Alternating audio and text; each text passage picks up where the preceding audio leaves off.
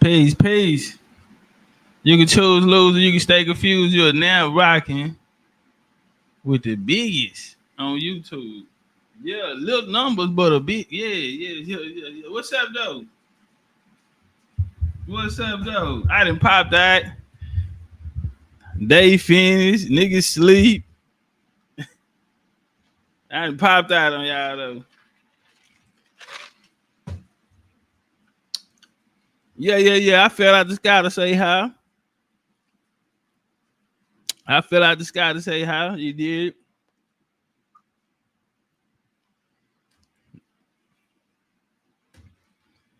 Yeah. I got we're gonna do a build tonight. I had to come talk to the people. I should have been done it, man. My motivation and drive, focus has not been on this, and I want to apologize to those who believe in me. Um, going through some, like personal issues. The more I got to get up, got a long drive to the country, backwood, dirt road. Yeah, backwoods and dirt roads. Got to go to a funeral. My kinfolk transition, and got to go see him off. So yeah, I've been East Texas the more cowboy style. But after that, we right back. Shout out to everybody. I know they been going crazy, they been blowing me up. What's up, Chief? Are we still doing the homecoming? Yes, we still doing the homecoming. And over the weekend when I got the news, so I just, I hadn't been in my right mind, but y'all know how that goes. So it's tomorrow we'll put them down and say our little final goodbye.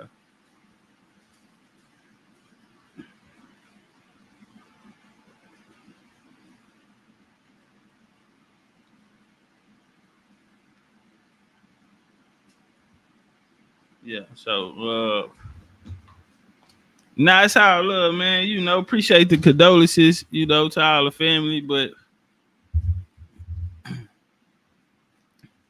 that I've been dealing with, people passing for so long. I done became numb to it. I ain't had a mama in 20 years. So, early on I became, numb. But if I be honest, this one, man, I broke down. And it just, I think I was just hurting more, I was fucked up because I knew that loss for my families, you know. I knew what he meant to them. And it broke my heart. Uh Young too, But the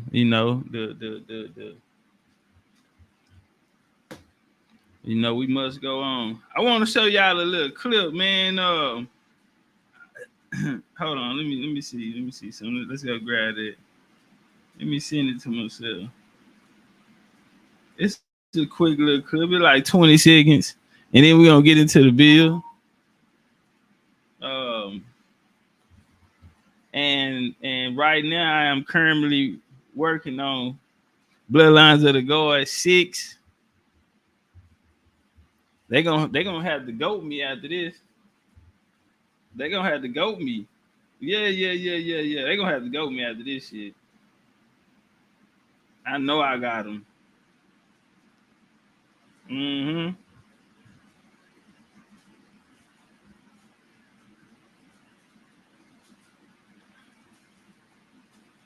Yeah, I know I got them on this one. Listen, You want to talk about American history or any of that, bro? It's gonna blow your mind. And ain't no cap. We ain't just talking. We ain't gotta talk. I promise you, it's gonna blow your mind. But I seen something today that stood out.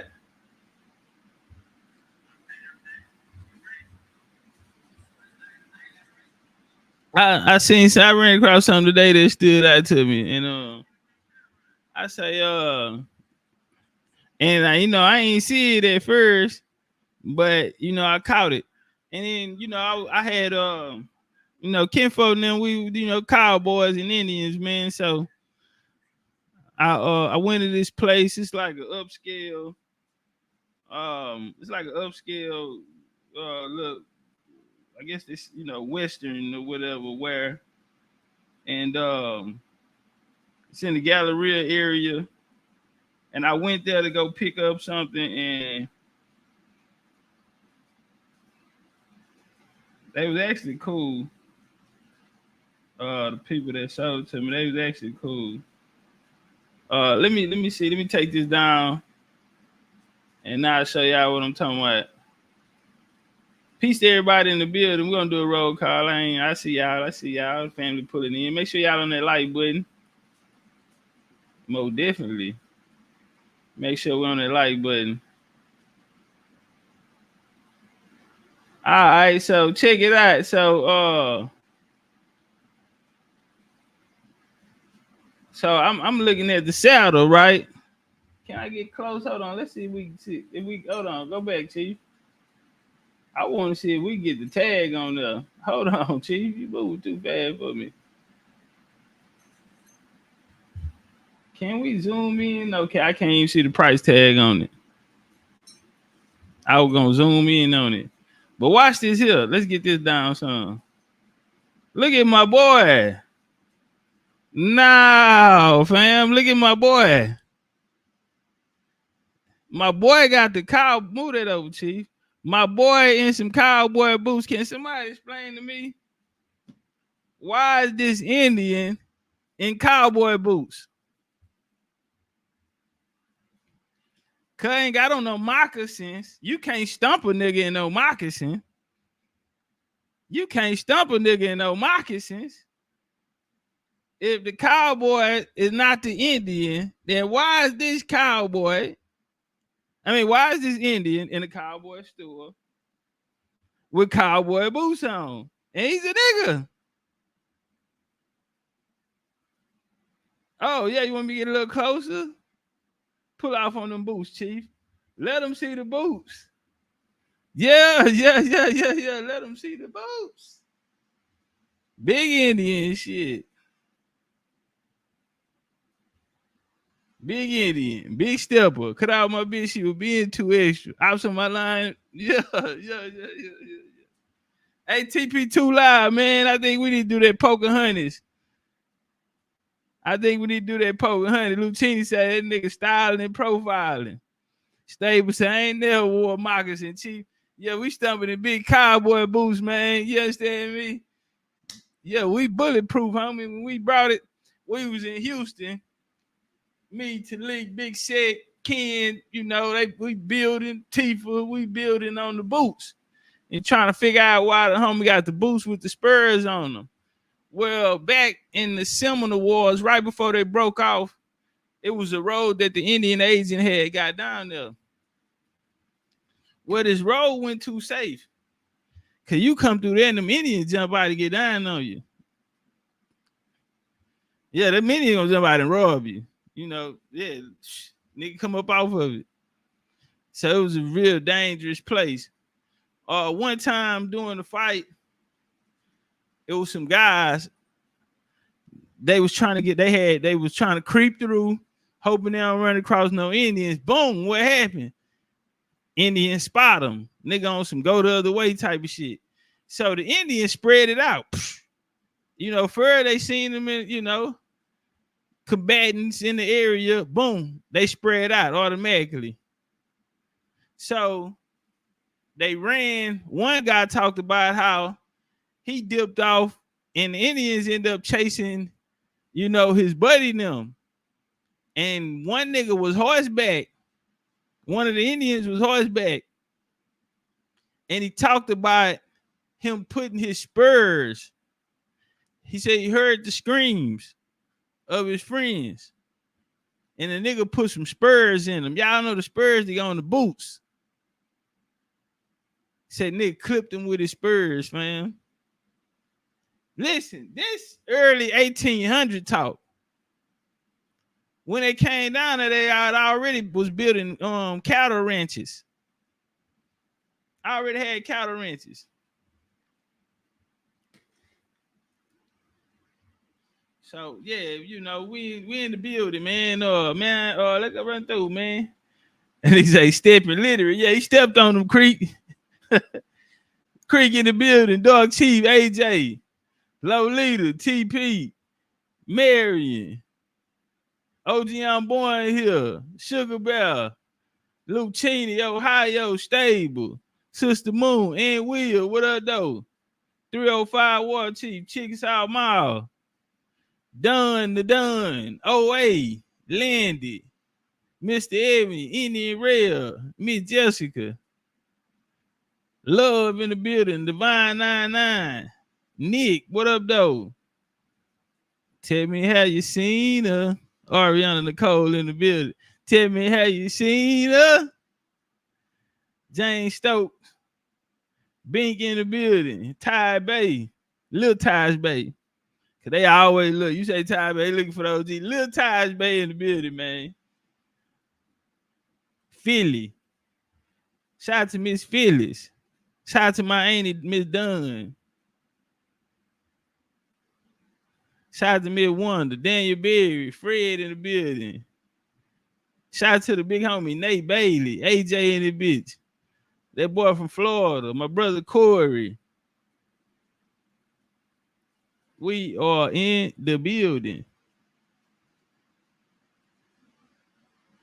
Bingio, Bingo, Bingo, and Bingio was his name. Oh, Big Dad's in the brother. Shout out to my brother Dad. Film, Camo Joe, JJ.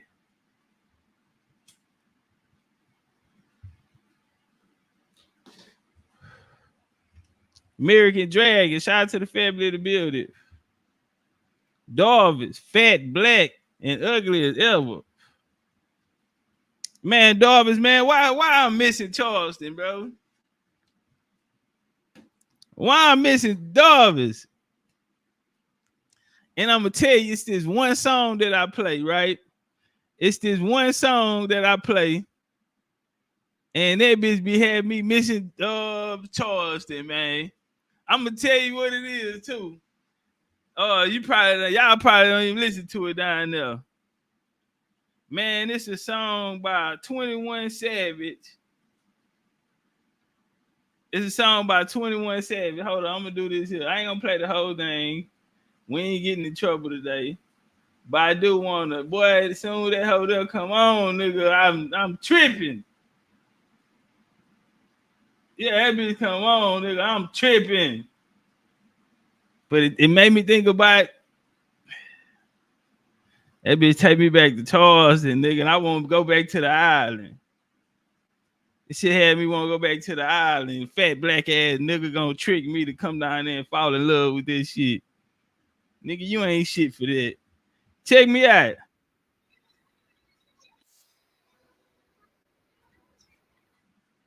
Yeah, how goes something like this here.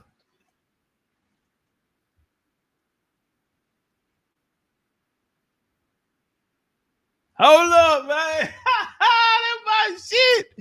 Nigga, I hear that hoe, nigga. I start swinging the car, nigga. I'm dipping. I know you a little freak. Hold up, man. That bitch that put me, man. Say, fam.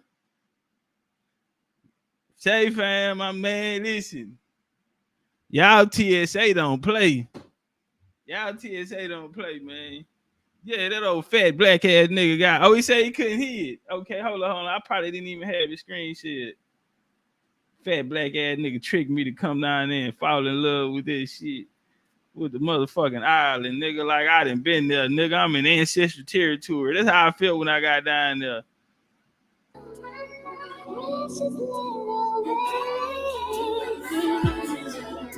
Hold up. It goes a little something like this here. I'm pouring up wacky in Greece.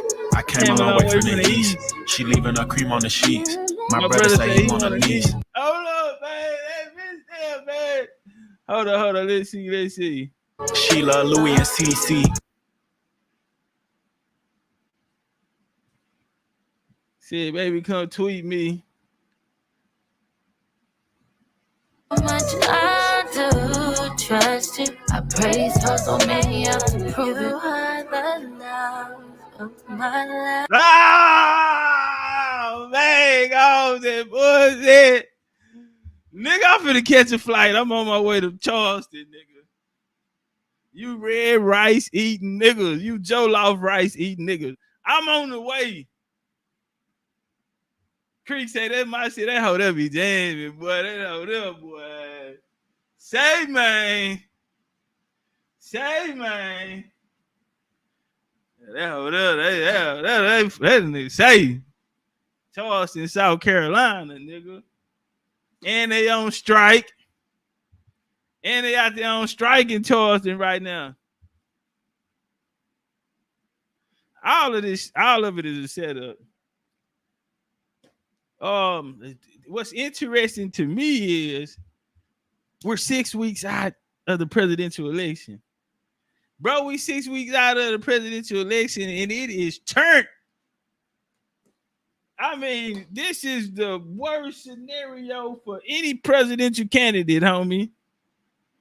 If you notice, we ain't heard from nobody else, nigga. This is a one-on-one.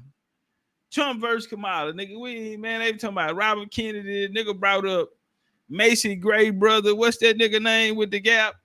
There's all type of shit going on. What's Macy Gray brother name with the gap? Let me see. What's his name with the gap, man? Macy Gray brother. Running for president. No sellout in the building. Man, y'all know Macy Gray brother name, man. What's light, bright, damn near white. Freckles and shit. Yeah, West, Cornell West. There you go, man. Y'all know Macy Gray brother. It's crazy how close we are. And two things to me that really stood out. The conflict in the Middle East. Have y'all been following it? The conflict in the Middle East? It's popping out there. Woo! You know they came out talking about they ready to send people down to well, they already been pushing troops out. You know, they getting people stationed already. A little situation in the Middle East is not going away. And they don't want it to go away. The powers that be, they want to rock. You got to understand, this is a mission. America was called weak for how Joey B administration pulled out of Afghanistan and basically left a lot of resources, whether it be money, military equipment, and other things, allegedly, to people who they say were the terror word. And for it to be an election, bro, you do not want that on your hand, because the question becomes, are you sending American citizens off to, are you sending U.S. citizens off to war? And this is something we've been plagued by this since 2000. And, they fought a 20-year war where every president since 2004 at least, you know, the question has been, when are we bringing our troops home? So this administration then and say, well, kudos to us, we're pulling our troops out of Afghanistan, pulling our troops out of the Middle East, we're coming home. Only to turn back around, and before the administration's over with, guess what? It's rocking. It's rocking, nigga. It's they already hit two high targets, so you know it's not over with. Shit. The Israelis then put soldiers on the ground in Lebanon, and they have already taken casualties on both sides. So, you know, they got off on Israel. Couple major targets. You know, Israel claimed some was residential, and they're saying that it was not a defense or a counter, but it was an ensuance. It was a agitation. It was a you know, the media spinning it as this is what they wanted. When, if we be honest, bro, don't nobody want to fight. Ain't nobody, no nation in the world right now looking for no trouble, bro. Ain't nobody trying to speak because they already know what that shit mean. Ain't nobody trying to fight right now. Everybody trying to get some money. Everyone is trying to expand, get money, and get into the tech, the AI, the advancement. People trying to build up their civilizations, homie, build up. These people don't want to fight. And I'm damn sure not trying to fight you. Sweet feather, agave, come give me a hug. So sweet, so sweet. Shout out to Sweet Feather, Miss Agave. Brilliant mind. One of the best we have over here at BCU. And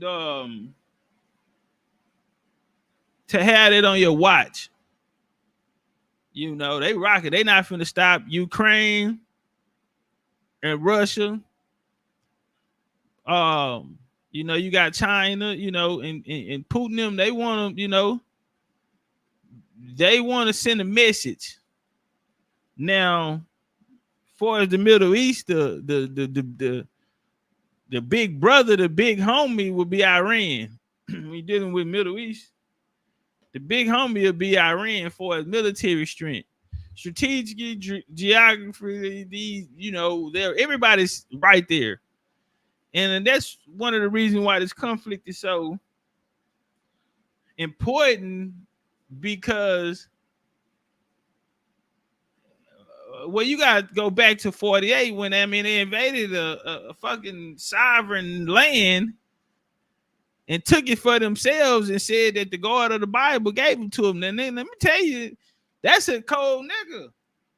This nigga came in there, invaded, took somebody else's house and told them, nigga, read the book. You must ain't read the Bible. Nigga, the God said, this it, this me. That nigga said, turn to the numbers 1. He talking about, turn to the book of Numbers, first chapter.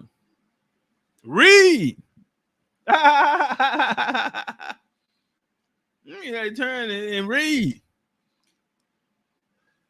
And every time you hear BB, if y'all don't know who BB is Netanyahu. That's the nigga running Israel over there with an iron fist. BB a gangster. BB, he won the war. He strapped up. He lost a brother in battle. BB military minded, man. He got that Philadelphia blood in him, that Massachusetts blood in him, and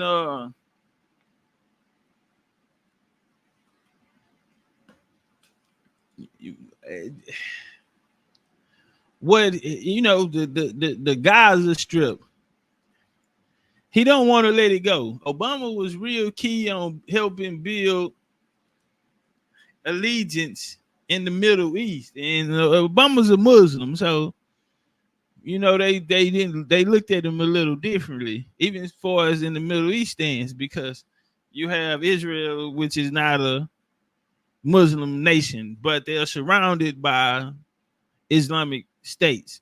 You feel me? Nations. So Obama coming in, that's a problem. Is he gonna ride with him? And what BB felt, he felt like Obama was being lenient to them because they wanted to help bring them into a nation state as well as Israel. But Israel is saying, hey fam, fuck that nigga. Fuck the cuz I'm finna get off on him. And you gonna help me. Well, the US, they sent about 200, some news reporting 400 missiles just to test. They have something called an Iron Dome over Israel. It's not literally an Iron Dome, but it's a missile defense. And that's because they sit in the geography that makes them vulnerable. America can talk shit, nigga. We way low here. We thousands of miles away from there. You feel me? Nigga, America be over here kicking they shit. America be over, nigga, fuck you. Fuck your mama, nigga. Fuck yeah, fuck all you, nigga. Cause we way over here. You know what I'm talking about? Nah, shrugs in the building, man. Shrugs in the building. BCU generals. Shout out to all my generals, man. Shout out to my niggas I ain't seen in a while. My nigga Chief of Chief coaching, man. BCU general, man. Shout out to my nigga Superior Minds. That was my nigga, man. Big Sick, I ain't seen Sick. I know Sick working, taking care of the family. Real men. And we can't do this every day, but they ain't going nowhere. Shout out to the generals, man. Big Dig, Kerry Bay, get your slow measles, babe. Poor Rays, babe. Jack. Vito's, man. I can go on and on. Seal, I go on and on. In a real Indian way, man. Copper Skin King, man. Them Florida boys, man. So many of them niggas, they all there, they got the same name. Shout out to some Florida niggas, man. Real Indian way. So 2 things, right? And I'm gonna start with this one that I'm really taking notice to. On anyone's watch, you don't want to put the country in a situation where they feel like we're on the brink of, war. Because the politicians don't fight the wars. Check. So if you're a candidate and you coming in and you peep Donald Trump say, once I get elected, before I'm even moved in the White House in January, I'd have the situation in Ukraine and Russia took care of. I can do that with a phone call. Greatness in the building. He said I can do that with a phone call. And the situation that's taking place in the Middle East. Listen. Tips say they mess with it. You probably gotta unsubscribe and subscribe again, but they shadow banning me too, and it's different things going on. Brother Knowledge in the building. So the fact that this administration, that's why when you see them riding for him, as when Hezbollah Big Chief was unalive, Biden, somebody tweeted, the nigga ain't got his phone, but they condoned it. And Biden was on record today condoning, I'm with, we've agreed that they should be able to protect themselves. So these things worry me, which means that this administration is the same one. Y'all heard talks of the draft coming back up. You feel me? That's how raw they getting with it. They talking about bringing back the draft, fam. I'm on some Ali shit, nigga. Lock me up. I'm leaving the country, nigga. I'm going to Dubai. Nigga. I'm going to Dubai and nigga say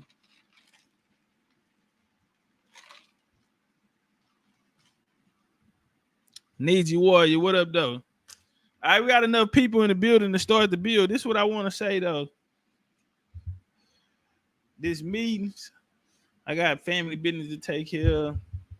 This weekend, this Sunday, we definitely gonna get it. Buck, what up, though? South Carolina in the building. Shout out to Cam. Shout out to our South Carolina family. We definitely gotta have it, y'all, because we have to get the shirts in. I need to know who all coming. We got to get our shirts ordered so we can get them in. We got to go ahead on the lockdown. We got a mansion cross street from where Cardi B and Offset was staying at. You know, I don't know who kept the high through the breakup. Somebody say they saw them at the game together the other day. I don't know. They posted called her fucking the NFL player. I don't listen, fam. I just stay out of people business. JJ said, buy a Colorado jersey from me, Chief. I'll put your name on the back. Colorado Buffalo. JJ, give me the motherfucker, nigga. Send me some shit, nigga. I'm gonna send you. I got some shit over here too, nigga. Nigga, we Indian. We border. Nigga say, buy one from me. How much is it? $350. Nah, nigga, we border. You got some shit, nigga. I got some shit, nigga. We gonna swap it out. What Jesus say? If it's still in the rap, we can swap it out. Yeah, we can swap it out. I got some shit. I got some cool shit. But we definitely can run that play, JJ. Bet that up. Hit me on the BCU app. Hit me on IG. However, you know how to get in touch with me. And yeah, nigga, I got you some slides, nigga, shirts and all that type of shit. But I am rocking with the Colorado Buffs. You know, shout out to OGL. Yeah, man, we Buff fans, man, and we 4-1 on them hating ass niggas. Yeah, we 4-1 on these hating ass niggas. Hey, do you got a 5X or JJ? Cause Darvis 112. Darvis, you ain't repping South Carolina. You ain't riding with the Carolina teams.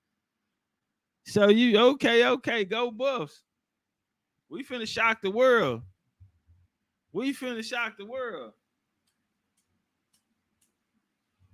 Hey, they say what's the he say he got 5, 6, and 7s. Okay, damn, nigga, I fuck around need to hire your ass out because I need a bigger size. From Fort Rockaway, what up, though? Oh, you say you got Buffalo Soldier t-shirts. Man, I thought you were seeing Colorado Buffs. Speaking of that, BCU Buffalo horn shades are gonna be in. Real Buffalo on our shit. All right, let's rock. So did I finish my piece? Okay, let me finish this. You know what? It was something that happened, and let me see if I can get a clip on it. Breakfast Club, don't get down on me. Did y'all see that? It's going around. I want to play it. I don't need them getting down on me though. So I had a Republican in here, Byron Donalds. And he really Jamaican. He grew up in New York. He represents Florida though, for his political representation. But he's non-FBA-ish. A lot of people don't know that. But the Republicans are very, very high on this guy. And the Republicans are very, very high on this guy. And look forward to him running for president in the near future. He's one of the people that wants to revise the political party for the Republicans and the black vote, which is a scary sight. Shout out to Irvin. He said Angela Wright was showing out. Yeah, she was, but she ain't had no facts. You see what he told her? I thought we was having a truthful conversation. I wanted to deal with truths.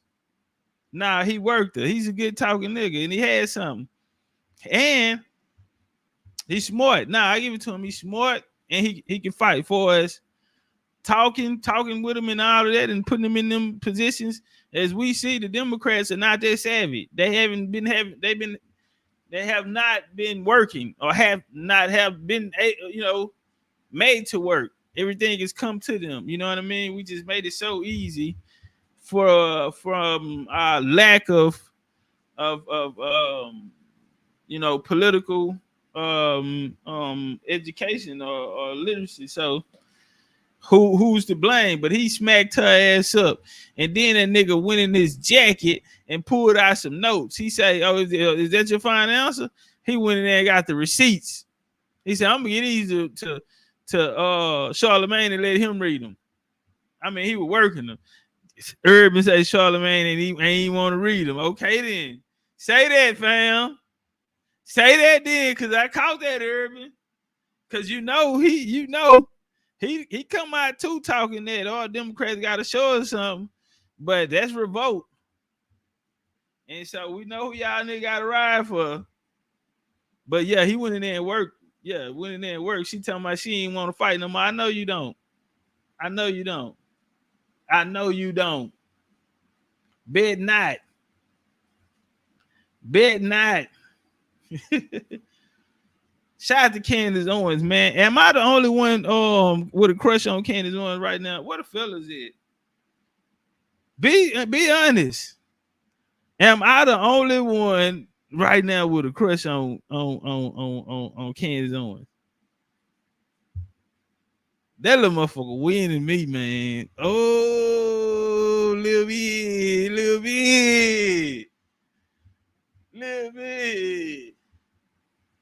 How that song go? Even though I'm not the man, you're not my girl, I'm gonna call you my shorty. And I don't mind that. I be that with my.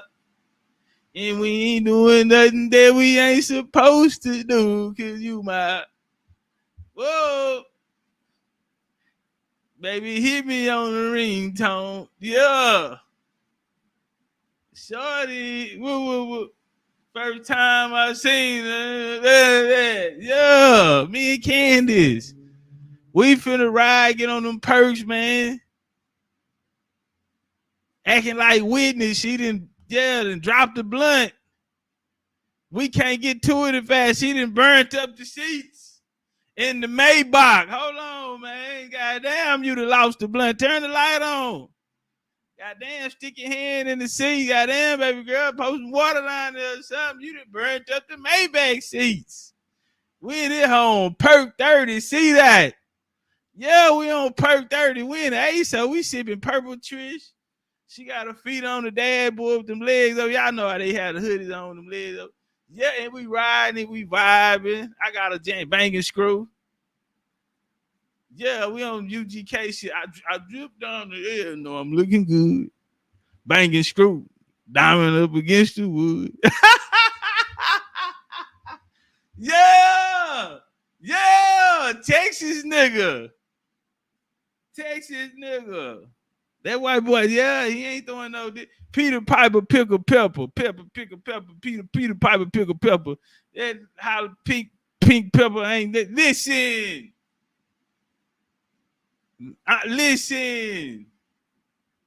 Am I the only one? She's winning me. Chester Chipmunk looking. She's winning me. All that confidence. Yeah, all that confidence ain't gonna do nothing. Make her throw it back. All that confidence, she look you in your eye and throw it back. She look you in your eye when she give you fellatio, when she performing fellatio. Yeah, she out of eye contact. She's a soul catcher, Ghostbuster. Yeah, she's a Ghostbuster, nigga. Dangerous. I see it in her eyes. Dangerous. Feisty. Want it all. That ain't enough. Give me all of it. She the type grab a nigga ass and and help with the force and pull with. You got an elbow. Hey, don't do no shit like that.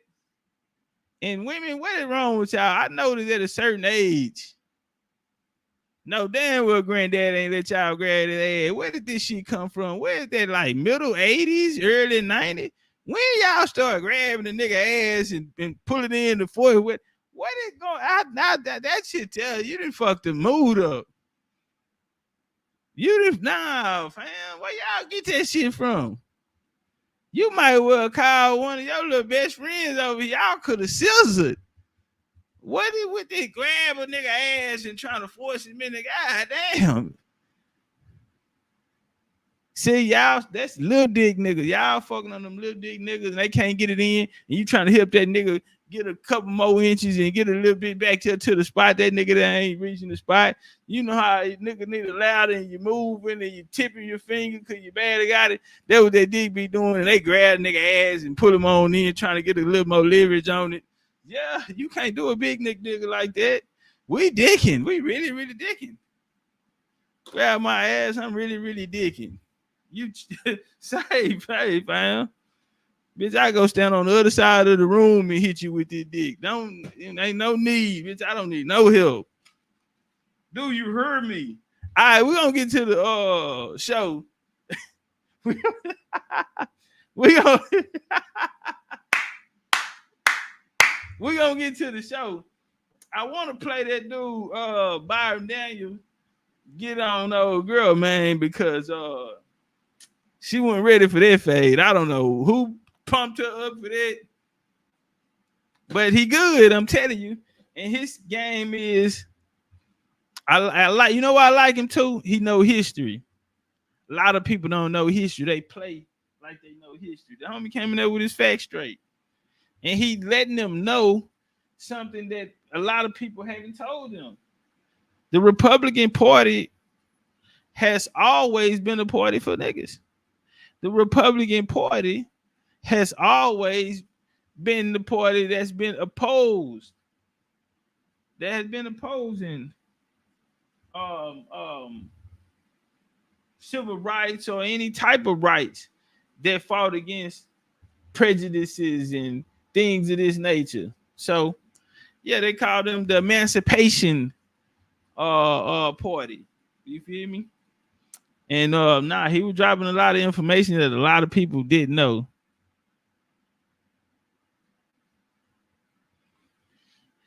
All right, let's get Cam in here. Candace in here.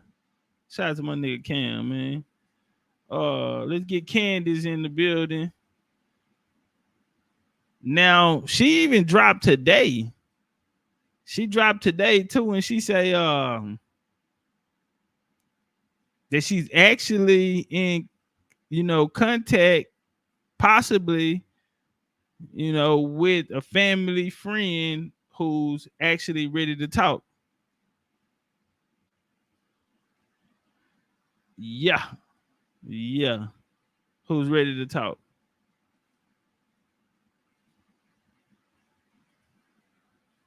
All right, let's go. Fair use. Education purpose only. Shout out to Miss Candace Owens.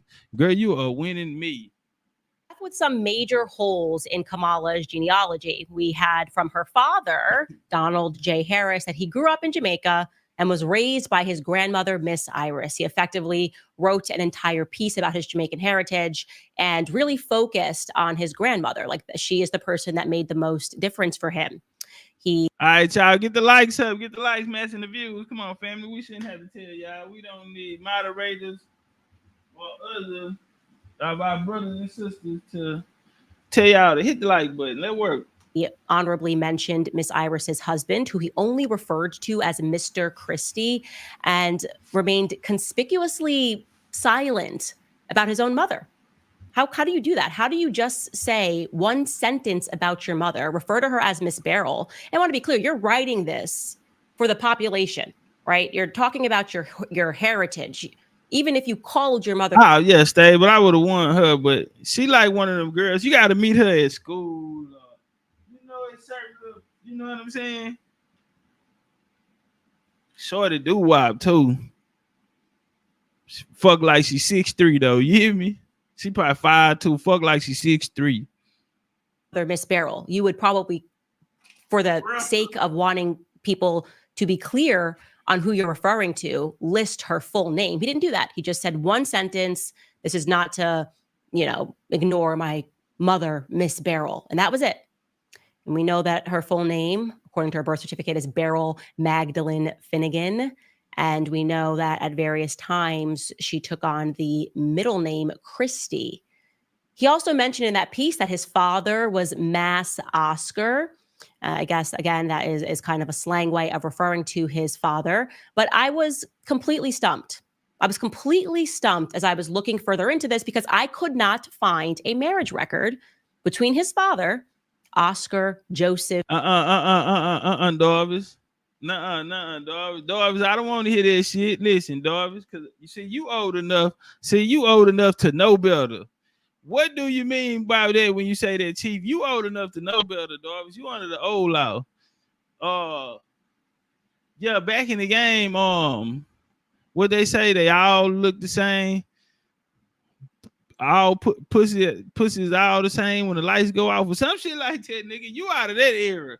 So I don't want to hear that nigga talking about me looking at her face and all that. Man, fuck her face, nigga. Give me the spirit. I want to fuck the spirit, nigga. She can take the face back with her, nigga. Harris, Miss Oscar, and his mother, Beryl Finnegan. Like, this is something that to me we're on the way to seemed Atlanta, man. Really odd. And some people who wanted to rationalize it were saying, oh, no, that's just how things were. And sometimes people didn't have record. No, I wasn't buying any of that because we were dealing with a family that had money. It is just a fact that Kamala Harris's family descends from slavers. They were given money for their slaves. Somebody did the calculation essentially for that day and time. It would have been $11 million that they inherited for their slaves once it was abolished. It is why when he speaks about his Jamaican heritage, he speaks about them as having owned stores, right? So this is not your typical Black story that we're referring to here. And so I expected very much for there to be a record of marriage. Oddly, as you guys will recall, any records that I did find suggested to me that Beryl may have been the domestic help, who may have also given birth to a son named Donald, born in 1938, who died before he even turned 2. So that was very strange. Question marks. We were like, okay, we're seeing this Beryl, we're seeing this Donald Harris, we're seeing on Jamaica. So let's go up. When I was 10 months old, I visited Spanish Town, Jamaica. This is me with my mother and my paternal grandfather. They're starting to say this is not even. They're starting to doubt if the mother and the father. Now, look, royal blood lines have been doing this for a long time.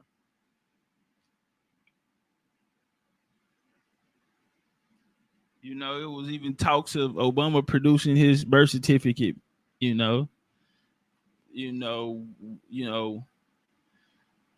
was his parents really his parents? A lot of these same things. Man, we go back to colonial times. Same things happen. Queen Elizabeth, they call her the Virgin Queen, but she had children. But they didn't announce it to the world. So her children went under another family who were prominent in the king's court, who actually assisted her in her ascension to power. And they also raised her son, who became a prominent figure, brilliant mind. People call him a colonizer, but brilliant mind to me. And so we've seen these things happen, and the family take it up and get the credit and all of that, and the whole time it's not the real parents. But let's walk. This is me with my mother and my paternal grandfather, Oscar Joseph. So we know his name is Oscar Joseph Harris, and we know that that's what he looks like thanks to Kamala Harris. Yeah, now you're late. Great, love that. So I looked him up, and at first the father came up for a bankruptcy hearing announcement. This is dated, by the way, March 11th, 1939. So this would have been 1 year after Donald was allegedly born. It just reads, in the matter of bankruptcy petition against Reginald Victor Harris, Oscar Joseph Harris and Newton Alexander Harris of Brownstown in the parish of St. Anne, trading as Harris Bros, take notice that. Hold on, y'all. We have brother say Candace was not the first one. I wouldn't give her the first. I would agree with that. But you know, they actually gave credit to. Hold on, because I had it on there. No, I ain't tripping.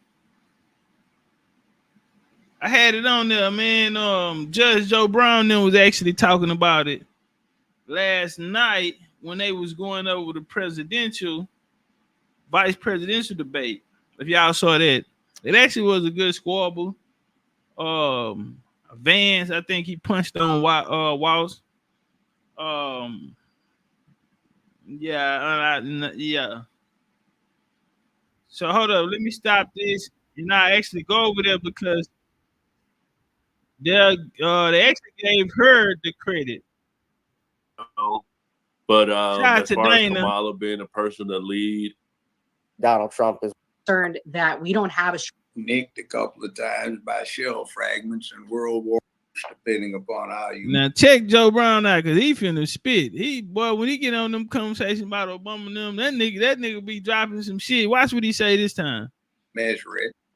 Fair you. Shout out to Real Dana. When I first came to the game around Black YouTube, Real Dana used to go over there. They used to be at the spots where we was at. That was back in the Cynthia G in them days, Taz and his wife and all of them, man. Shout out to all of them. They always showed me a lot of love. And a modern attack aircraft can cover that 80 miles. Hey, get the likes up. We need 50 likes. We don't have any aircraft sufficient to. Hey, we need 50 likes. We need 50 likes, family. That anywhere in the area.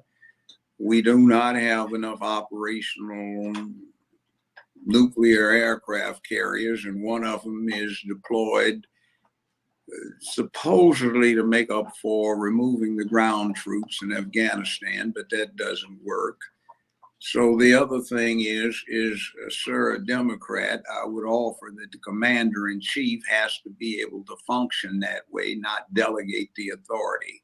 You have to look at George Washington, Abraham Lincoln. You have to look at Ulysses Grant. You have to look at even FDR, who had served as Secretary of the Navy. And you look at Theodore Roosevelt, who commanded the Rough Riders in charge of San Juan Hill, even though we now know it was the 10th Cavalry that did most of the work, those above. Got that. Boy, I like this nigga. Pop your shit, Judge Joe Brown. We actually did a video over here on that. So he talked about the Rough Riders and Roosevelt. I spoke a little about this at Montezuma Castle. I did a little drop on it. And Judge on it. They gave the Rough Riders credit, but really, I think that was Wild Bill Cody even came out and said if it wasn't for the Buffalo Soldiers, then they had no chance, so they would have ran or something like that because the Rough Riders was retreating. It was the Buffalo Soldiers that stormed the hill in a real Indian way and got the business took care of, but they didn't get the credit. Let's walk. Buffalo Soldiers. You have Truman, who was a captain in the field artillery, got shot at, nicked a couple of times by shell fragments in World War I. You had Eisenhower, who commanded the most troops in human history, approximately 12 million by the end of World War II. You had John F. Kennedy, who got decorated for being a Navy commander when his PT boat got cut in two by a Japanese destroyer. Jimmy Carter was #1 in his class at Annapolis and commanded the nuclear ballistic missile submarine fleet in the Northeast Atlantic and was one of those Hunt the Red October folk for real. You got a number of other people who have that experience. George Herbert Walker Bush has the distinction of being the youngest combat pilot in American history during World War II. And what that's about is he got shot down at 19 years old by. Hey, Dorvis, now that's a good idea. I would make Candace Owens my press secretary. Just imagine her addressing the press. Just imagine if she was, oh man, just imagine. That'd be a killer move. That'd be a killer move. Ain't nothing to talk about. That'll take all the races. She'll take care of all that. They can't come out here and put the the racism talking all that on her. She gonna take care of them. Oh, she gonna fix them up. Every time she go out there, she gonna fix them up. And she ain't scared. She gonna, that'll be a good move. But right now, he running through all the presidents who had military background. And he's speaking about how it's weakening the country right now because we got away from that. Let's walk. The Japanese while he was piloting a TBF torpedo bomber. I'm trying to tell you, Justin. Got killed. So you've got all of this experience, and you do have this situation as to the disaster with the NOM that came from Lyndon Baines Johnson and his lack of experience, which he admitted when he declined to either seek or accept the nomination of his party for president. And when it comes to Donald Trump, most people don't know this, but he went to a military academy. It was only in high school, but at least he knows how to maneuver troops. Left face, right face, to deal with the opposition, or when you want the troops to go that way and you're facing them, it's the opposite direction. He knows the military thing. And as Counselor pointed out, he's already served adequately and he's a good diplomat. The Constitution says the chief diplomat of the United States of America is the President of the United States. The Commander-in-Chief is the President of the United States. And you cannot fulfill either of those functions if you have not the knack, the experience, the wisdom, the acumen, the training, and or the education. And she lacks all of that. Whoa. And that's what we need to get back to. You feel me? That's how it was. You had to be a warrior. And listen, man, a lot of people criticize George Washington, but I'm going to blow y'all mind with this information. Ruben said he cooning too hard. Why you say that, Ruben? Break it down.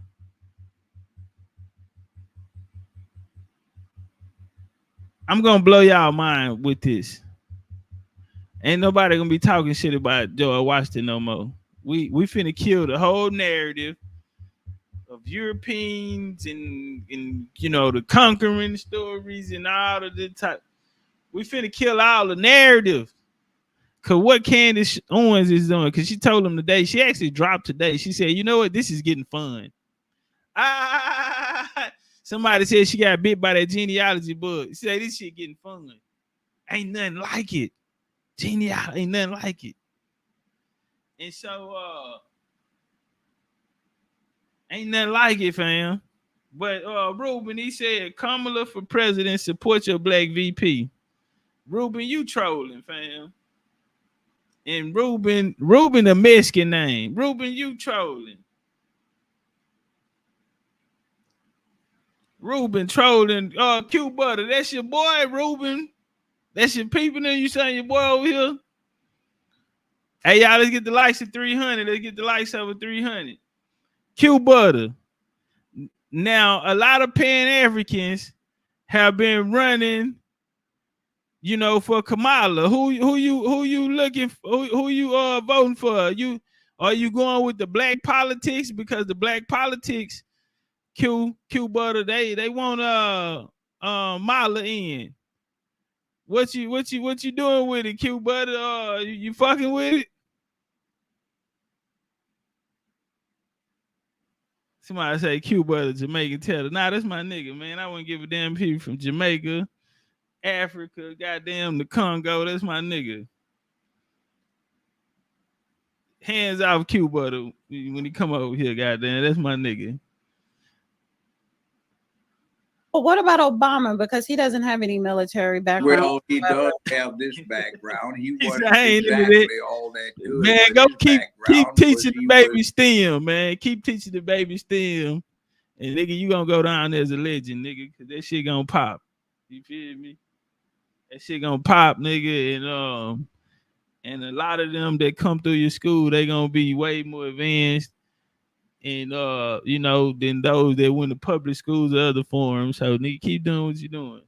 Was the adopted That shit gonna son pop. of the spy master that managed the assassinations in Southeast Asia, the spy operations, counterintelligence. His stepfather, Lolo Sotoro, was contracted with the CIA to handle espionage in China, North Korea, North Vietnam. Hey, Cambodia, listen to Laos.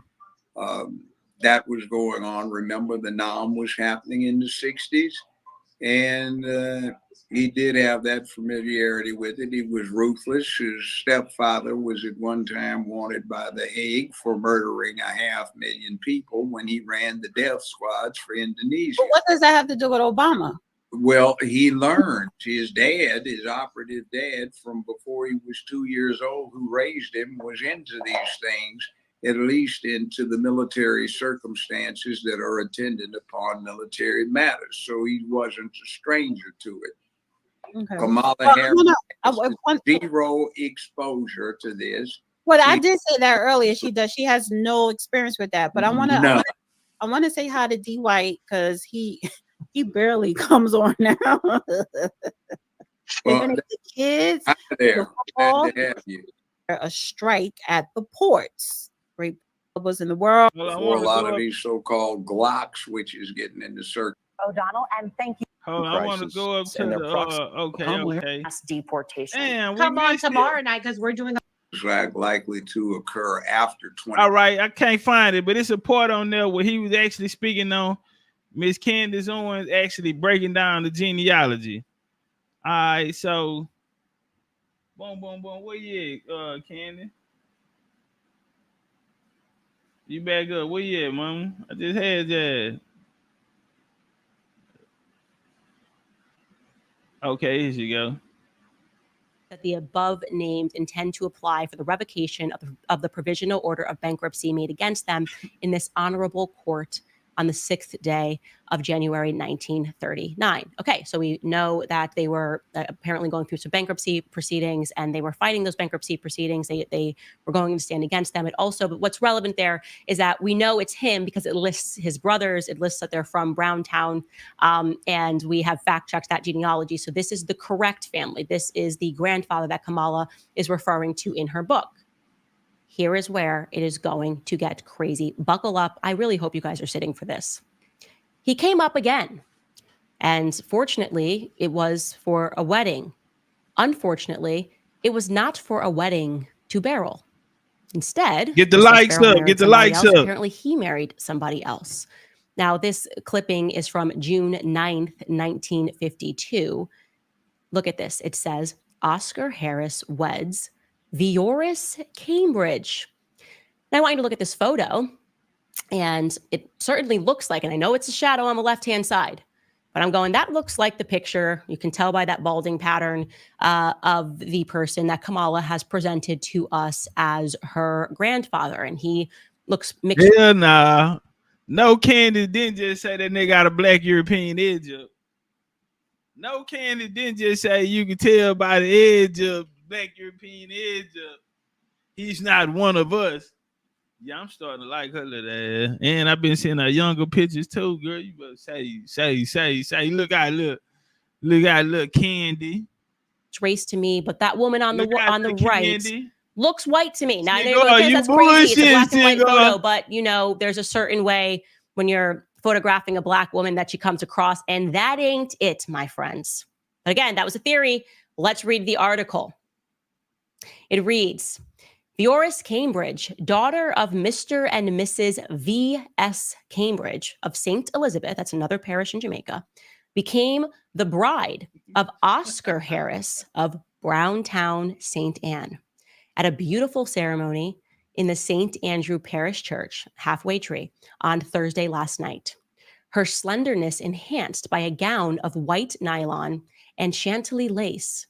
The bride, carrying a bouquet of white asters, was given in marriage by her father.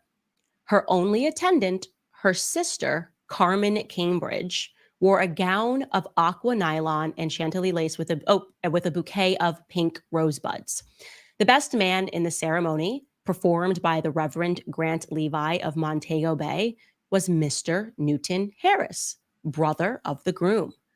During the signing of the register, Mr. Gene McDonald sang, "I'll Walk Beside You," and "Because," at a reception held at the home of the bride's uncle on Chester Avenue.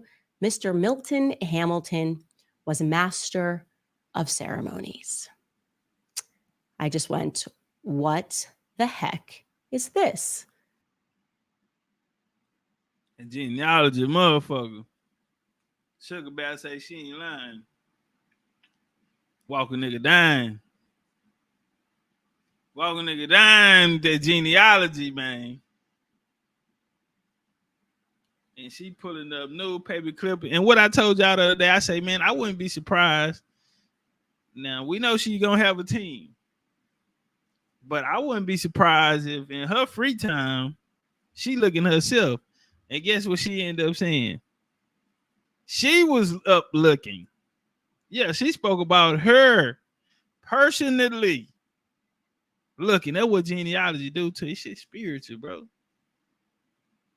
Yeah, I'm getting tips and all of that. I got a team and I can just sit back. But you got to be in the game, coach. And genealogy, you got to be in the game. Give them these niggas be something, do my genealogy, and they not right there with the person doing the genealogy. You drop your genealogy off, and then you come back and pick it up. What they do that? How they work? Nigga, this shit spiritual. Them folk don't know your folk. You got to be there. You are the connection. You are the connection, homie. So, yeah, she jumped in. She looking on her own.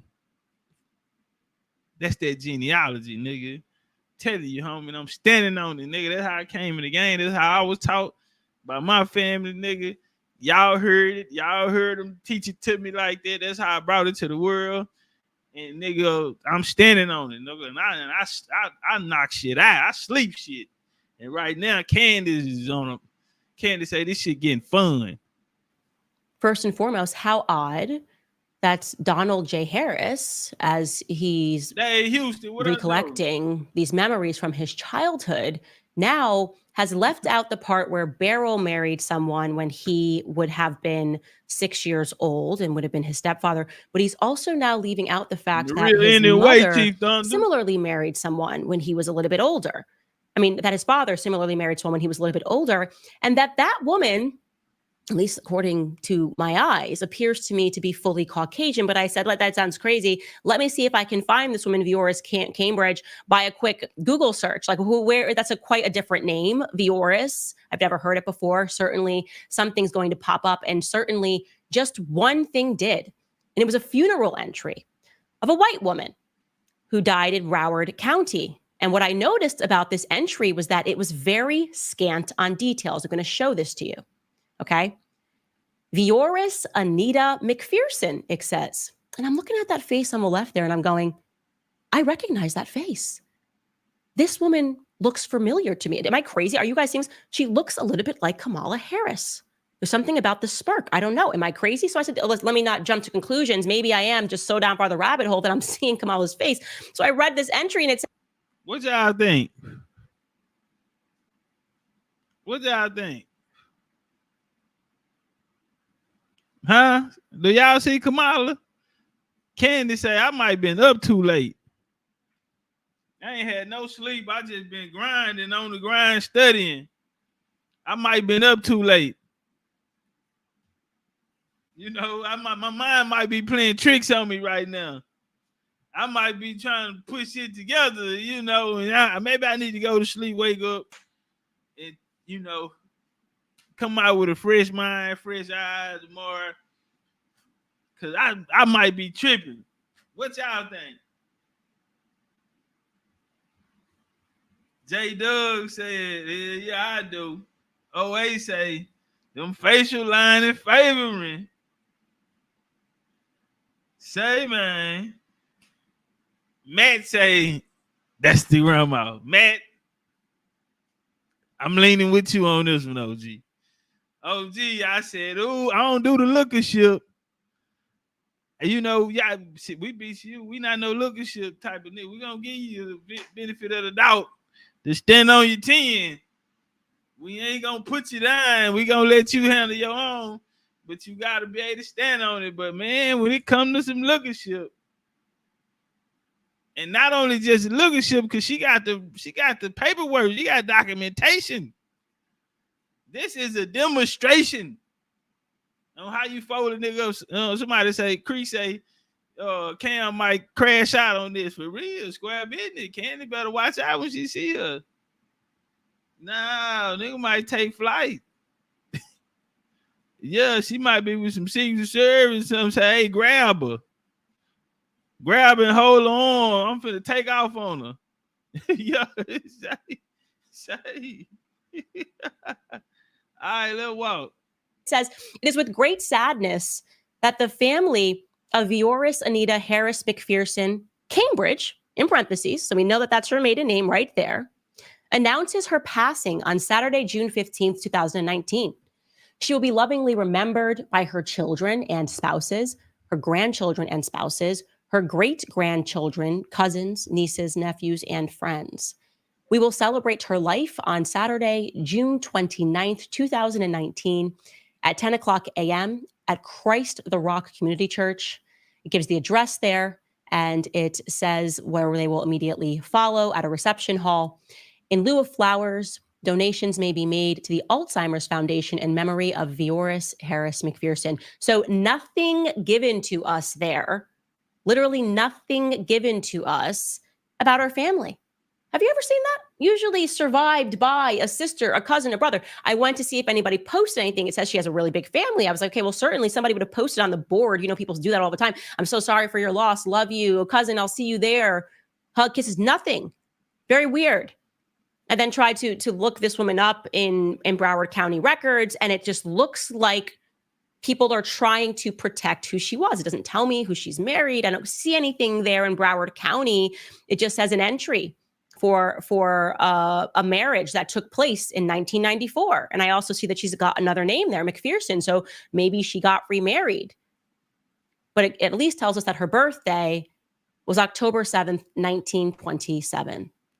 So I thought to myself, can I find a woman, a white woman who was born in Jamaica with that? Shout out to Miss Shay for the $25 in the cash. I appreciate that love. Hey, y'all, jump on the like button. Let's get the likes. Let's at least have 500 likes when we get out of here and support the show as well. Shout out to Miss Shay. Exact birth date with that exact name. It's, like I said, a very different name, Vioris. And the answer is yes, we did. We were able to locate her birth certificate. And now we know why it said that she was married to V.S. Cambridge. It had listed her father as V.S. Cambridge, Mr. and Mrs. V.S. Cambridge. That's because her father's name is Vivian. Her mother's name is Adina Wright. And here you have it, born in Elizabeth. St. Elizabeth is, here she is. And this is this woman, Vioris Cambridge, born to Vivian Cambridge and Adina Wright on October 7th, 1927 in St. Elizabeth, Jamaica. What the hell is going on?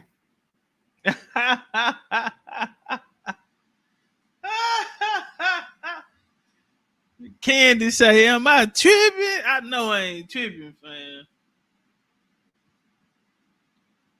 I remember doing those bloodline, Black European Royal Bloodlines of America. And one that stand out, this guy, he built the Shiloh churches.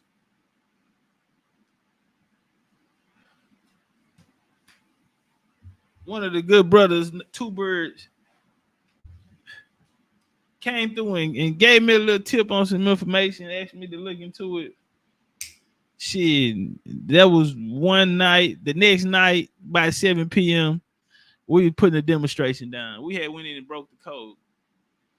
What was interesting about this case was the guy. We wondering, you know, he had the slave narrative on him. I think he was like a waiter, and he posted saved up money, bought himself out of slavery, bought his girl out of slavery, and went out, purchased a home, and he went around building churches and doing big missionary work. But what stood out, so we go back looking for his people now, and so find out that the lady he's married to is actually a friend. So his dad had a mentor. He named the son after the dad named the son after the mentor. Well, the dad had a friend who he went to school with to learn his training for this missionary. They learned from the same guy. Well, he named his son that. Well, that guy had a daughter. Well, the best friend had a daughter. So what happened was they said they didn't know who the dad was, but because he was under prominence and he was of royal descent. And they put him in a slave situation. And I went back and found out, okay, these two friends, the guy he named the son after his mentor. His mentor son ended up marrying his best friend's daughter. And I was able to trace the family back through that. Genealogy is a motherfucker. And when I got down there, when I said, ooh, like, it's not there. You have to put the puzzles and the pieces together. And man, I've been finding some cold game in this, man. But let's walk. Who is this woman? Why hasn't this been mentioned? Why does it feel like this profile is being very hidden? And again, as Donald was jumping in to his family background and speaking about how Jamaican it was, why didn't he mention this? Why didn't he mention this woman, his white relatives? It might be relevant when we're having a discussion about Kamala's race to mention the fact that your dad married a white woman. I'm just saying, here's another picture of her. And there's something familiar about her smile.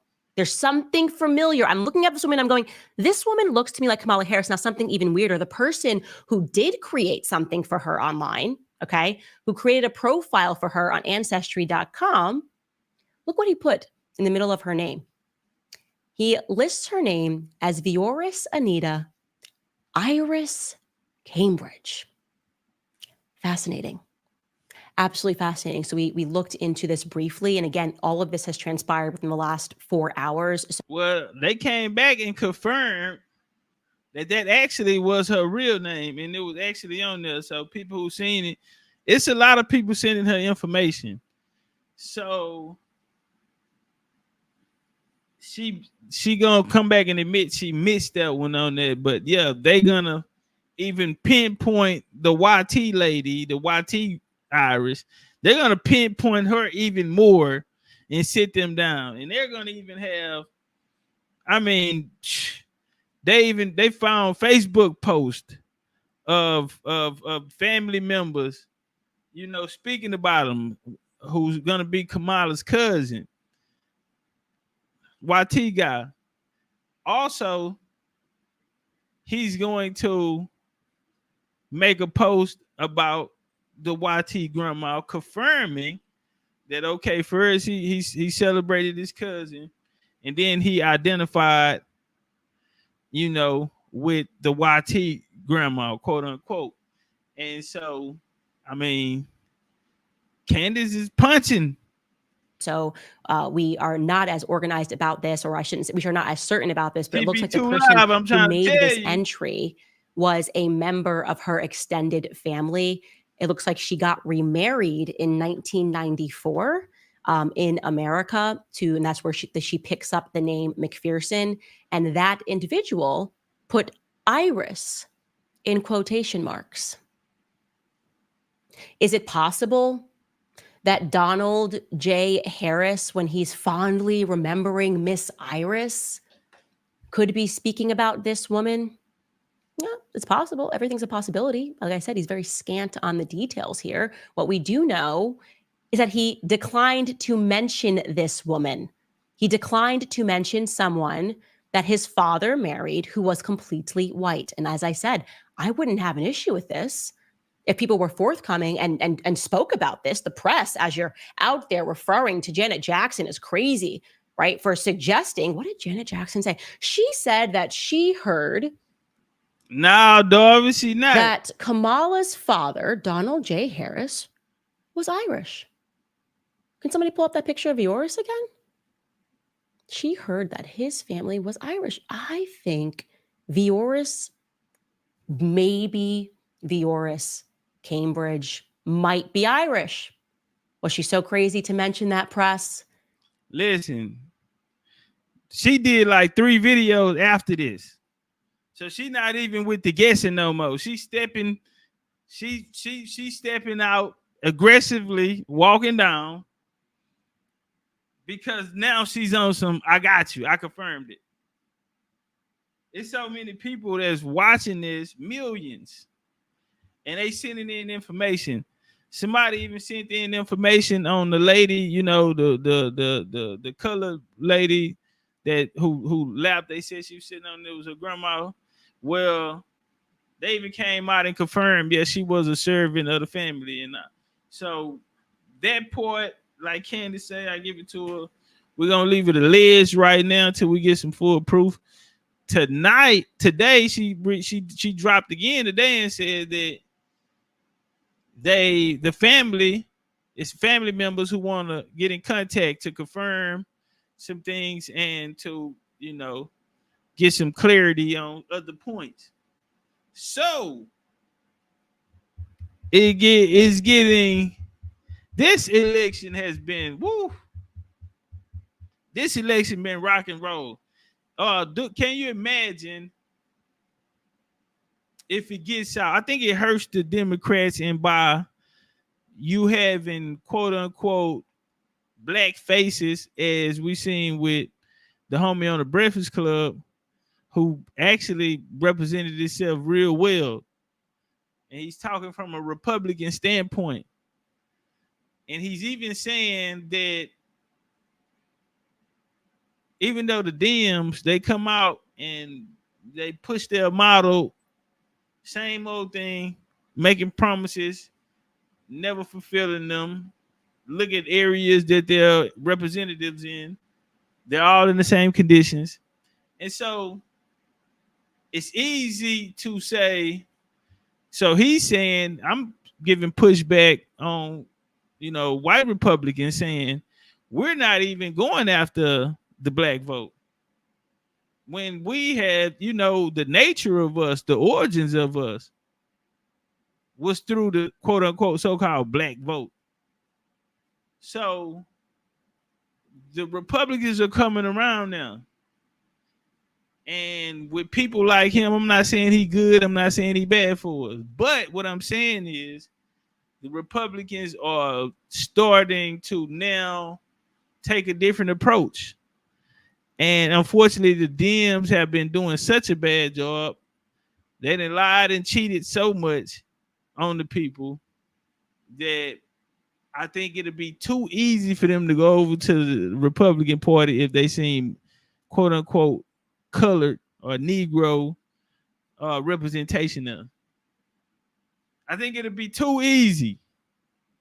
I think it'll be too easy for the Republicans to bring in color folk right now.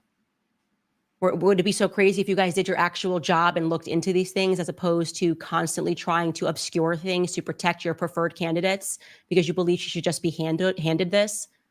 Now the question is it possible that the woman that we're looking at right there is Kamala's grandmother? Is it possible, based on the records that we have, that Beryl and Donald never did marry? Is it possible Beryl and Oscar, never did marry? Is it possible, is it feasible that marriage never took place and they both married two different people, and that instead at some point when they decided to blackify Kamala's history, they included this Beryl as her grandmother? Is it possible? I don't want to go too far down conspiracy lane, but I'm telling you that we're close here. This is a big missing piece of her family history that should have been mentioned, okay?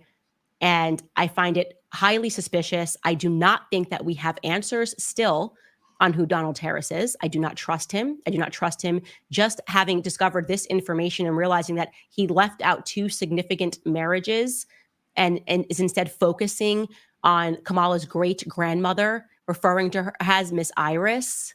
Who is Miss Iris actually? I can tell you that, again, we came across all of this in the last few hours, but we're going to stay on them, because now that we have found this piece and we have found this white woman, and again, I'm not trying to call her out for being a white woman. I'm just saying that, like, she is a white woman. She's very white. And Janet Jackson was not crazy to suggest this. And now we know that somebody is putting her in quotation marks as Iris, and a picture is starting to come together. Let me say this.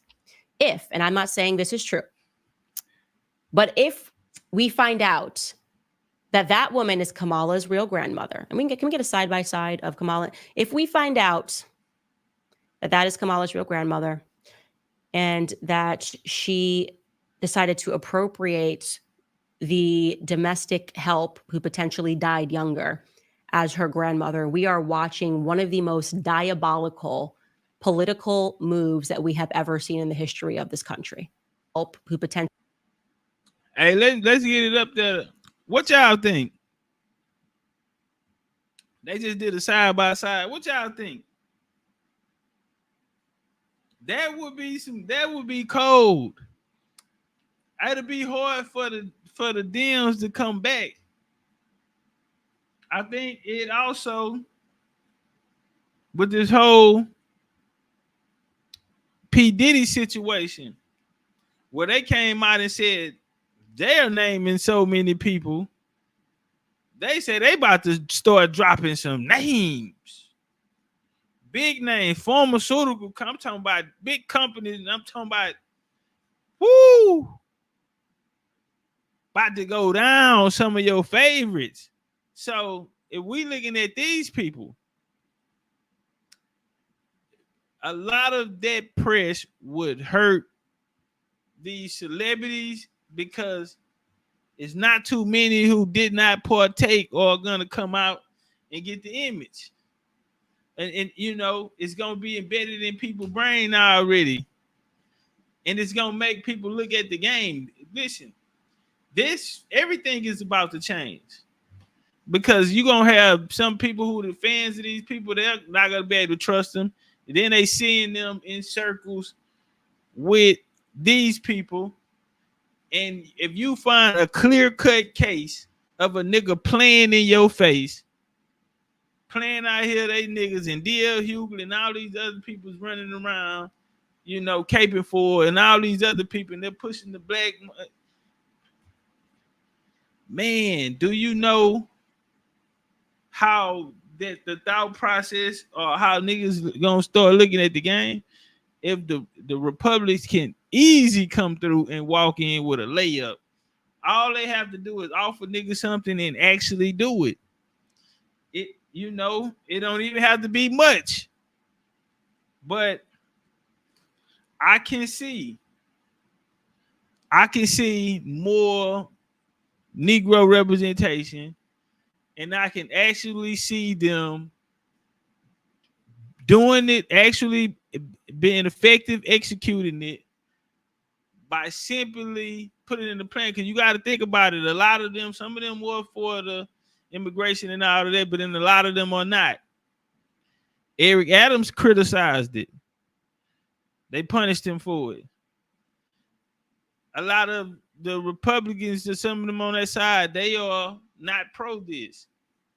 They're understanding that a lot of the money is being sent overseas or put out to take care of other issues, when America most popular cities, you know, the infrastructure is equivalent to a third world country.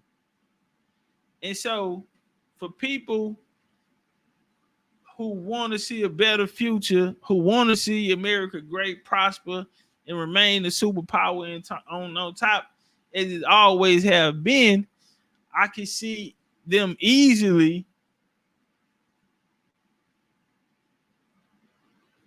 bringing a lot of quote unquote Negro, colored, black voters over to the Republican parties in the near future, if there's representation there, if there's actually policies there, and also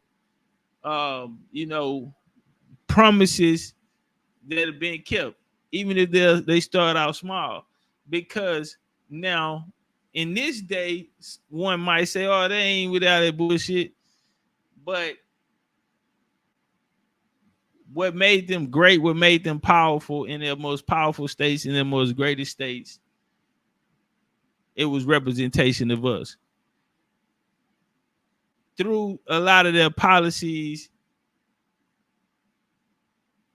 as even in the emancipation policies and things of this nature, it was always the Republican Party who was,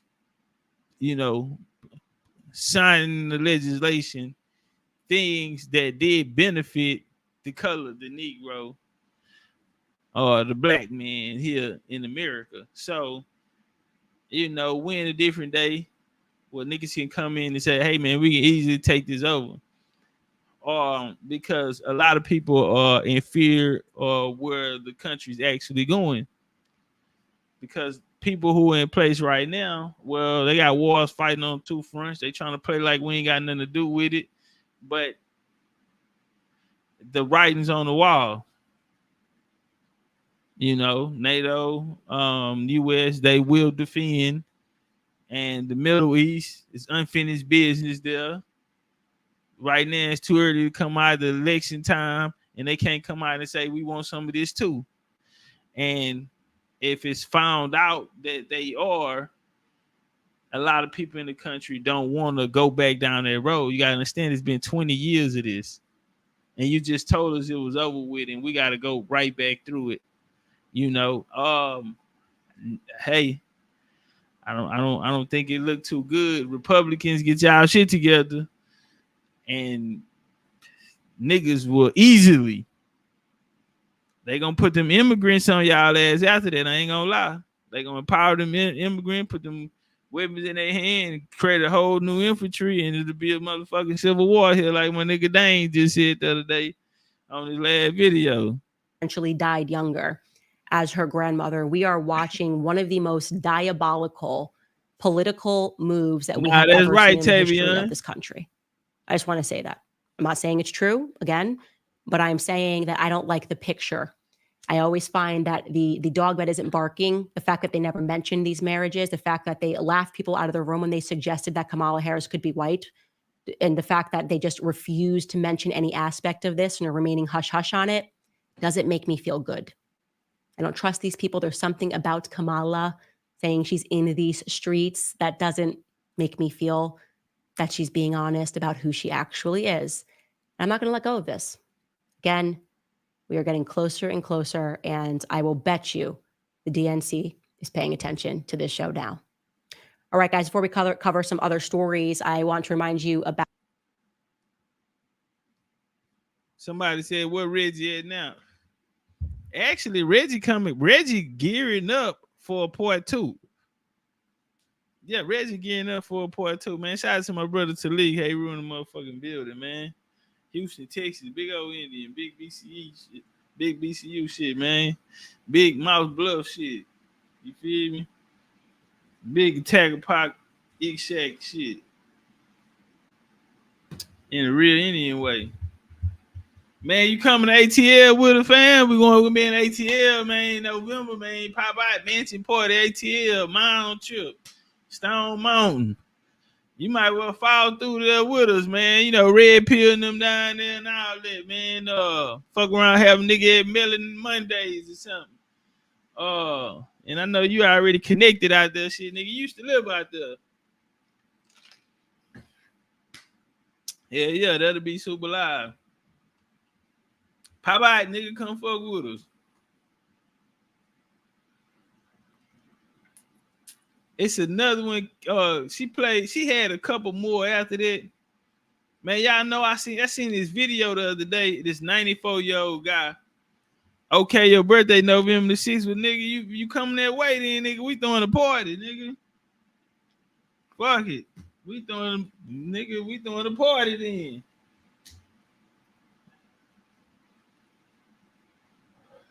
In a real Indian way. Let me see. Anybody want to come on the panel? Do any of y'all have anything to add? I really want to do that Breakfast Club. I really want to play that Breakfast Club clip. Cause he got off on her, man. Let me see if I can find it. Somebody say just play the audio.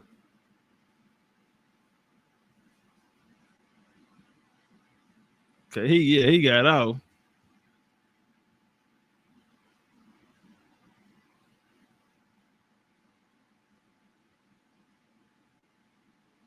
Waiting is Biden hair brought to the point. Okay, let's see this here. Well, let me see if somebody got a clip I already made. The praise for Trump. Okay, all right, we'll just do this here. Hi, cause they gone. They sent out here. Mark my words. This guy, he's gonna run for president. As what he is saying sounds like it was ripped from the pages of The Purge. It's a movie franchise, but here it is. Business, right? They don't pay rent. The city doesn't have it's a chain of events. It's so bad. One rough hour, and I mean real rough, the word will get out, and it will end immediately. End immediately. One day of whatever you want, I guess. It is a literal movie plot, but real life policy? Well, it's not policy. And this is red meat for the base because they don't ask questions about, well, how would you do this and how would this work? It's just red meat. And I think it works for the base. But it reminded me of The Purge first. And then it reminded me more of the Hunger Games, where the ruling class put a bunch of people together every year and says, you guys kill each other. Hey, link in the chat if y'all want to get on the panel real quick. Hold on, let me see why I'm buffering. Let me check the trap. Man, I want that Breakfast Club joint.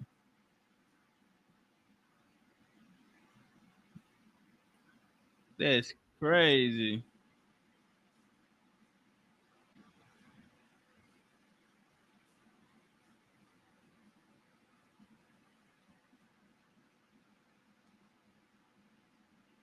Okay, there goes somebody did a little reaction to it.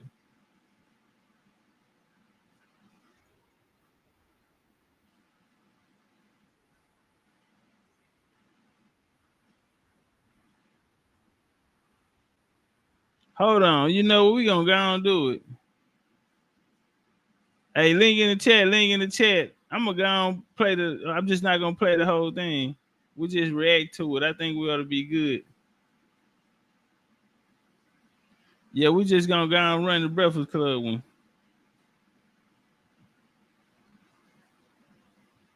Yeah, we just gonna react. We're gonna put them in a little box.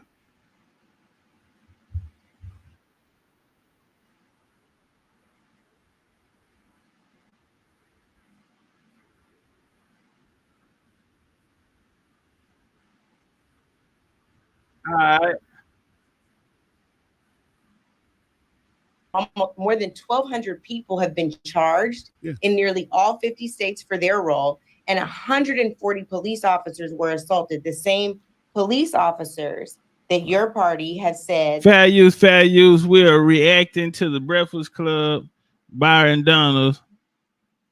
They want qualified immunity for, and Donald Trump, because we're looking at the totality of the person, has said they should have full immunity, right?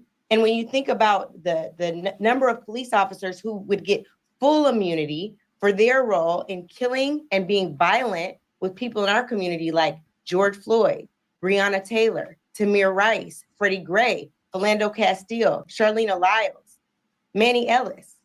Hold on, little mama. You not cooking by saying it. the question would be, when those things happen, you're talking about this immunity Trump gave them. Trump wasn't in office. None of those names you just named happened, except the Floyd one, right?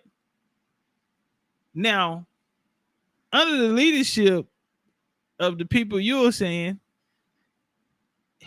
how couldn't they have immunity then when none of those people was ever charged? All of those unalivings are no one went to prison. They were not guilty verdicts. So to say he's giving them immunity, my nigga, they already had immunity under the people that you're telling me to ride with. So what makes the situation better? Because Obama, you got the blue, what was it? The blue something act that they, So they have already been on code, and they have already had not guilty verdicts for every person that you just named except Floyd. So they already been working in immunity. What would change? We're looking for change. Is that really the kind of rhetoric that you want to push, especially at the Breakfast Club?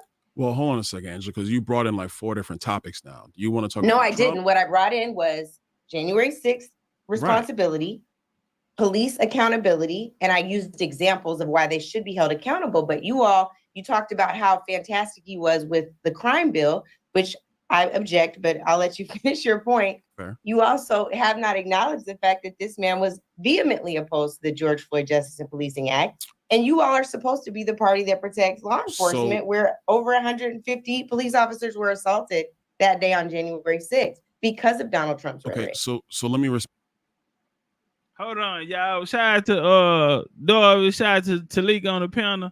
We're gonna let him chunk his shit back up there because she organized emotion and propaganda. And let's see what he gonna chunk up. Respond to a couple things. Number one, the George Floyd Justice and Policing Act. There were actually 2 bills that were moving through the United States Senate that year. There was the George Floyd Policing Act that you discussed. Blue alert, and there was the bill that was written by Senator Tim Scott. They were both moving. Moving through the Senate, right? The Tim Scott bill is the one that could have got signed into law. It was essentially a mirror image of the George Floyd bill, except for qualified immunity.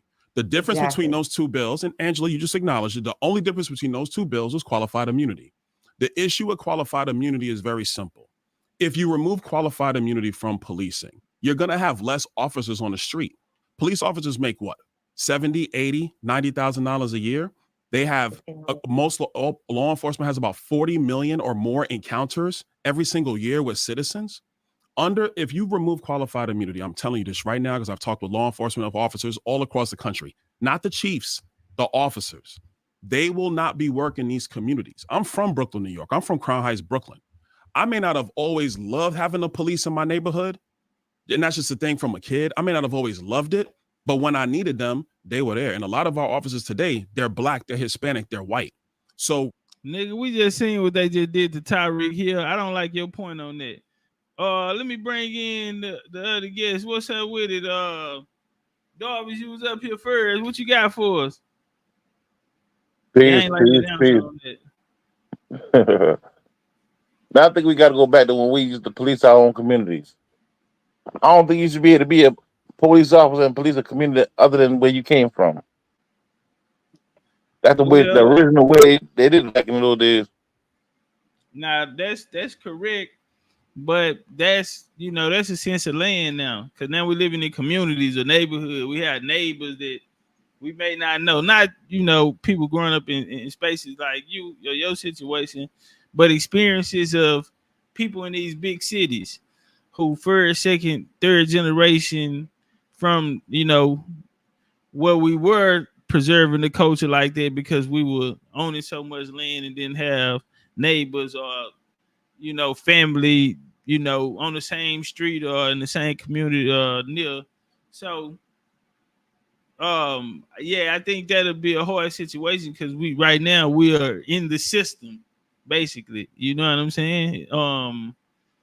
For as HOA, for as living next door in communities or neighborhoods with people that we don't even fucking know, we don't even speak to. You know what I'm saying? So yeah, we are out our element in that. But in order for us to police our own, I think we would have to go back to, you know what I mean, those places if we still have them, you know, that land in those areas, and I think we'll be able to do a better job there. Bando Rando in the super chat. What's up, baby? 13. What's up with it, Talik? Turn What's up. going down, man? Oh man, slow motion better than no motion. You already know it. Yeah, man. That's one for that time. Hey, man. So, man, everybody with the thinking it's gonna be civil unrest and all that extra stuff, but talking about the power, a lot of people doing a lot of fear mongering, but one thing is starting to be cool. It's starting to be cool to be from the country. You know, the country nigga ain't got none of that city water. You got straight well water, nigga. They ain't the septic tank. They got their own septic tank, so they ain't not connected to no city sewage. You know what I'm saying? So if shit do get real, man, y'all make sure y'all tap into, you know what I'm saying, to that country, because the country's gonna be the only place where you get some well water. You know what I'm saying? Good fresh water. You know what I'm saying? Well water and people who are immune to not having good internet reception, working without power and electricity, and you know what I mean, means of resources that they are growing. Yeah, they are gonna be in the better position. They're gonna have the experience too, versus a second or a third person generation removed outside of that and put in a system where they're it's commerce, Right, man. Yeah, nigga that lost them abilities and them secrets and them too. You know what I mean? That's only city niggas though. Country niggas already still got their abilities. Country niggas, we do our own shit, nigga. That's what I'm saying. It's the country nigga who built the country. Right, that's what I'm saying. I'm saying the people that's removed though, that's in these bigger cities, that's removed from that, they'll have a hard time because they used to go into the store to get a carton of eggs when this nigga here gonna go out to the hen house and go get them hoes. You know what I'm saying? So yeah, it's a big difference. Yeah. Nah, man, you gotta be self-sufficient, man. That's what this shit is really all about. But I mean, that's why, people like you here in this time, you know what I'm saying? And a lot of other people, who, it's in you, not on you. You know what I'm saying? And nigga, you been, my nigga modest, but my nigga been doing this shit for a long time. Yeah. My nigga is nigga really a joint. He been doing this shit a long time. No bullshit. And he really know what he talking about, especially when it comes to the human body, things they put in it. And not only you see that nigga out there playing in the grass and shit, it like this nigga out there in the grass, this nigga out here finding different species of plants, and he know how it work, and in the body, and what to mix it with, and not and some niggas in the car, some niggas in the, you know what I mean, other type of things. I see. And they really out in the field, man, out here healing people, man. It gotta be in you. Man, I got a question for you too. Yeah. Come on with it. All right, check this out, right? You gotta get off that poke. Like man. last year. Oh, you know, motherfucking poke, nigga. I'm an Israelite. Anyway, though, last year, right? To me, My bad. I ate pork chops tonight. You know I'm a fuck with Darvis. I'll be fuck with him. You know you don't give a fuck. Darvis will eat a pork chop if I come over there. We go out, nigga. Your ass gonna eat a pork chop. Hell nah, nigga. Hell nah, nigga. Hey, listen though, we really would have a debate if you bring some pork to the table, okay? That shit don't even gotta be for me. Smell them pan sausages in the morning. You ain't no shit like that, dog. Weak in the knees. You smell them pan sausages. I'm trying to tell you, ain't nothing like a pan sausage smell, nigga. Nigga, listen, man. I'm from the country. I don't eat that shit, nigga. Damn. I don't eat pork. So you faking I don't eat turkey bacon. Why you lying, nigga? And I don't eat. So you faking like turkey bacon. Then one thing I don't do is lie, my You nigga. want some turkey bacon shit? No, I'm just saying you don't eat Yeah, no, bacon. You eat beef turkey bacon. bacon. Beef bacon. Beef bacon. Yeah. You You got a made curd that turkey up. bacon, I I mean. ain't know that Yo, this nigga existed. here real young, Hey, real man, kid. That ain't even bacon. You know why? Because y'all let them white people take That over for ain't y'all even state. bacon. Hey, man, ain't There no ain't no bacon. such thing as beef bacon. That Only you way crazy it's there. bacon is if it come from the pit, but it gotta be pork. No, it ain't, man. They got you thinking like the. That boy Listen, man, the dog is a boys got you real thinking pimp like that, though, master, man. We don't eat man. no shit like that around here, man. With the turkey bacon. Hey, you know what's crazy? Real talk, though. If you come back to where I live at, right? Out of every 10 people, you might find 4 that still eat pork. Oh, boy. Real talk, man, nigga. Nah, I mean, shit, nigga, you ain't in Mississippi. You ain't in Louisiana. Louisiana nigga love pork. What? Them niggas, they can't wait to put some pork in some shit. They put pork in Yeah, shit. that's Somebody, only the why you niggas, do that though. shit? Hey, you tried the booty and balls from food, But the the food educated black plugs? the melanated educated people, they don't eat that shit, though. Nah, Ty. nah, nigga, that's Elijah Muhammad told y'all that. That nigga was Asiatic. Elijah Muhammad. Elijah Muhammad told y'all niggas leave That that nigga got pork too many alone, letters man. in his name to be from around here. We don't deal with strangers like that, dog. Our last names ain't that long. Y'all, they on some Pan African shit down there, nigga. Nah, nigga, that's all the sleep ones, man. On some Pan, y'all niggas think they African down there. Hell nah, nigga. Been Hey, kicked listen though. out for You 4 will years. find that. Listen, I'm be honest with you now. You will find a lot of niggas that still think they from Africa. Man, where you at, Darvis? I could Charleston, Goose Creek. He was out. I went out there and fucked with him. I pulled up shit. on him. Hey, you still be 9 ladies and Starburst, don't you? Nah, they just stop, bro. You don't get no figure like this eating candy, nigga. Nah, listen, let me tell you, I'm a bro. meat It's eater, different nigga. down there, bro. It's a whole different world, bro. They it's 2024, but it felt like nigga 1959. I'm telling you, they still for real, bro. It still got that feel on it. Like it's a different world, bro. That shit was a different world. Yeah. Yeah, but it's Charleston, though, my nigga. Everybody grandparents from Charleston. You do sound like my cousin, man. My cousin's South Carolina. He be shucking Nigga, them oysters. everybody grandparents from Charleston, nigga. Hey, he be selling oysters and shit. He got like a little oyster business. Yeah. And Hey, listen, that's a big thing out here now, man. You got these y'all niggas talk live real on the fast. water Y'all talk now to real get the fast. game warden boy to come around there and get them boys permission so they can make oyster beds. So when you go dry your boat in the fucking river and the tide go out, you get stuck on these goddamn oyster beds. And these niggas still eating that shit, dog. And I'm talking about, listen, you put on the news, you got an oyster roast. You see all kinds of people coming to that motherfucker, dog. Yeah, he used to sell shit to Dave Chappelle, or he had Dave Chappelle on his boat and all that shit. Can't folks doing Yeah. Hey, what's up on the strikes down there in Charleston on the port? Man, my homeboy said, man, it's really a union thing. When a union call for a strike, it don't really matter how the individual person feel about it. When a union call for a strike, everybody going strike. Yep. And that's how it is, man. Yeah, union don't play. Honestly, there really ain't no personal goddamn issue.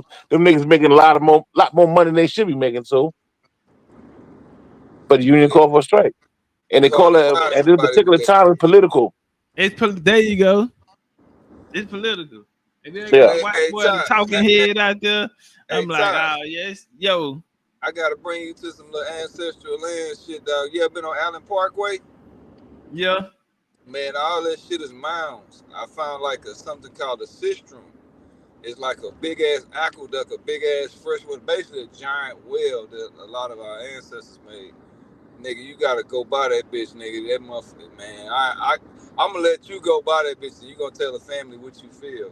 I'll bring everybody I bring by the motherfucker. Like, man, it feel like it's spirits in this It's bitch. this old school nigga named Bo Lee, man. He had gave me some game on Allen Parkway. And he was talking about, the dude Allen, talking about his time. I think he said Sam Houston married his daughter. And he was talking about the development of it in the community that was over there. And he was saying at one point it was all, niggas. And so yeah, man, Bo Lee, man, Third Ward, man.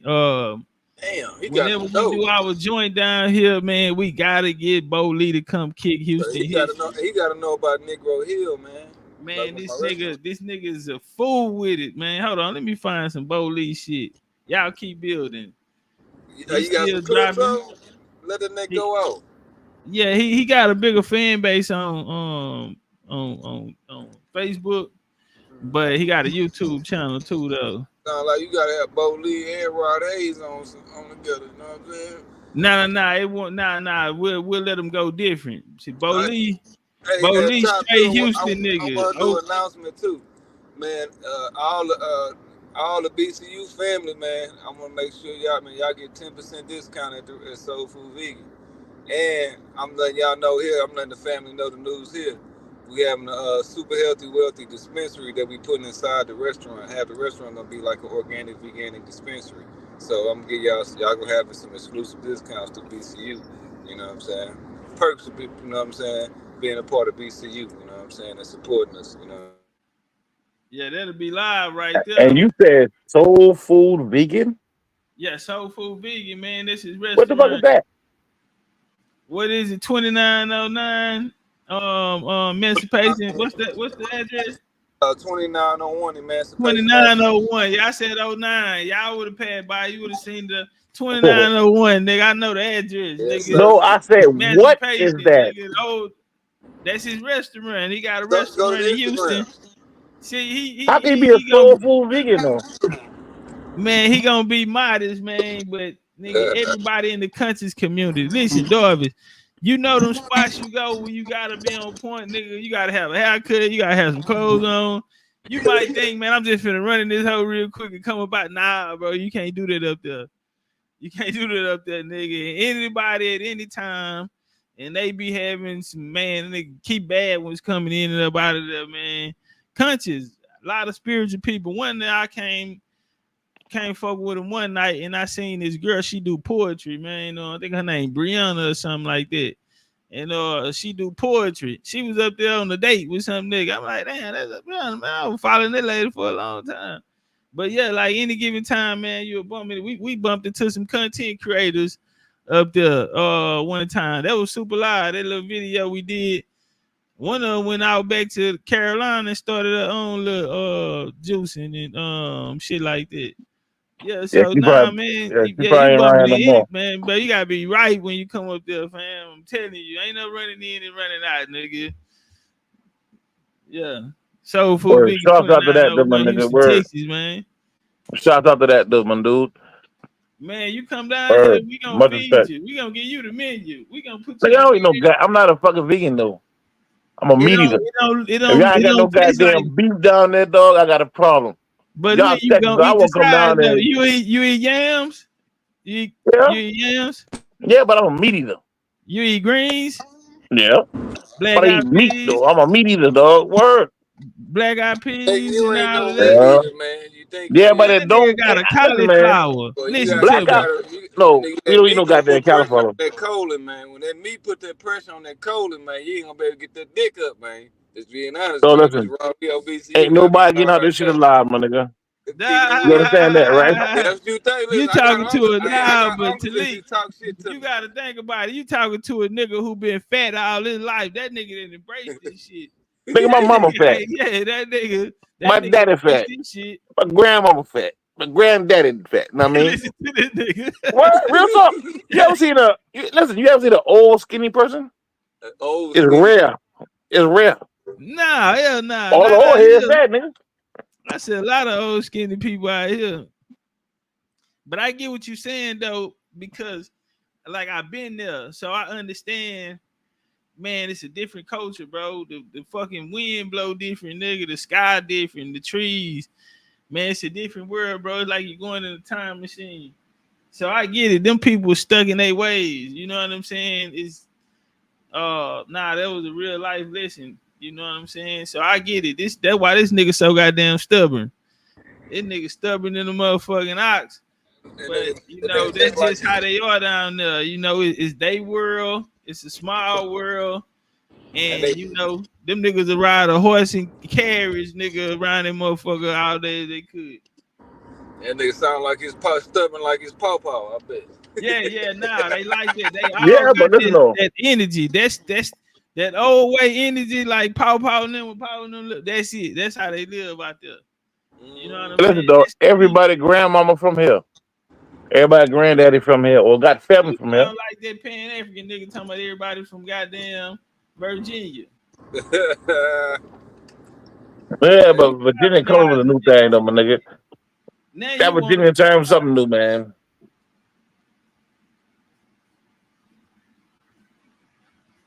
But check it though, man. What I meant to say though, my homeboy live over there by Charlemagne Daddy Club. I was gonna give him the book, but you got to replace the book, though. Know what I mean, I supposed to go see him on this weekend. I supposed to go down this weekend, so I said, you know what? When I see Charlemagne Daddy, I'm gonna give him that book my dog Top Cat wrote. I'm gonna tell him Which to read one? that book, huh? Which book? I'm not black. I'm Indian. Okay. I seen you I'm another gonna give him one. that book. Yeah, I was gonna replace the book for me though. Yeah, I I'm gonna got give you. him that book, my nigga, and I'm gonna tell him to get that to his son. Top. Okay. Hey, What you this doing? Some work last for him week. over there? What you No, putting him in the the niggas from driveway Mouse down? Corner. No, the niggas from Mouse Corner. His daddy got a little bar, like a little lounge type shit out there in Mouse Corner. And my homeboy there all the time. Yeah, I got you. You get to it, I got you. Hey, we gotta go to All Dallas right. Mavericks game this year, man. And we'll Yeah, get do that little play with Kyrie. Yeah. yeah, we from Yeah, front nigga, we gonna goddamn nigga. We sitting right behind the players bench. I'm bringing like a motherfucker. We sitting behind the players bench. With feathers on, nigga. Yeah, nigga, what's happening? Yeah, they might. Yeah, nigga might make the news. Nah, we gonna put that book in his hand though.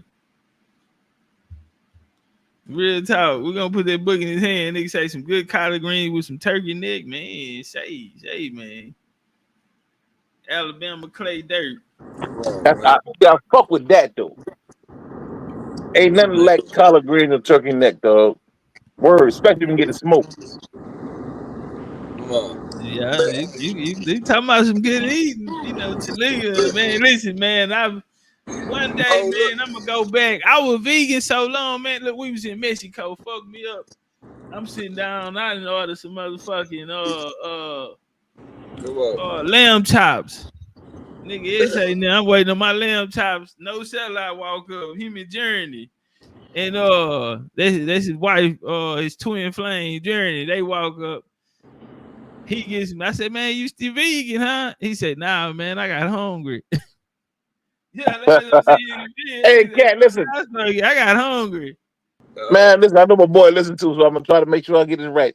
I got a homeboy we call Dope. This nigga, he on his little health trip, right? So he decided he wanna go vegan. That nigga got sick within a week of that shit, dog. See, he wasn't doing it right. He needed a coach. He should have called my nigga. Hey, listen, dog, listen, and this the nigga that we go through for like herbal advice. Like, you nigga get sick with that. I mean, hard for we him. gonna holler at Dope. Because Dope was really building on that kind of shit. Let me get on Man, some that vegan shit ain't for us, man. Let me get on some Indian shit with y'all. Fuck it. So being that America has the biggest biodiversity, what makes us different is our use of different herbs. We didn't have one thing that we brushed our teeth with. We had probably like 10 things we brushed our teeth with. Probably had about 10, 12 things we washed our ass with. Probably had 10, 12 things, not probably, we had 10, 12 things that we used as deodorant. We also fasted like a motherfucker. So our people here, they used to send, a lot of Africans used to send for us to come heal them because we understood about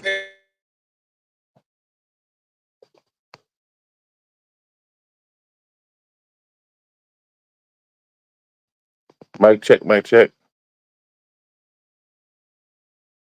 Mic check, you went out. We can't hear you. Oh damn, I'm back. There you go. Yeah. So yeah, like you think you conquering the media. I'm a media, nigga. I go. You know what I'm saying? Actually, those parasites, which are those, is from that meat that actually colonizes you and creates karmatic debt in you called cancer. So that's why people fasted a lot. You know what I'm saying? We had a lot of fasts. When you look at these different tribes, we fasted with a lot of different herbs because we knew what time it was. You know what I'm saying?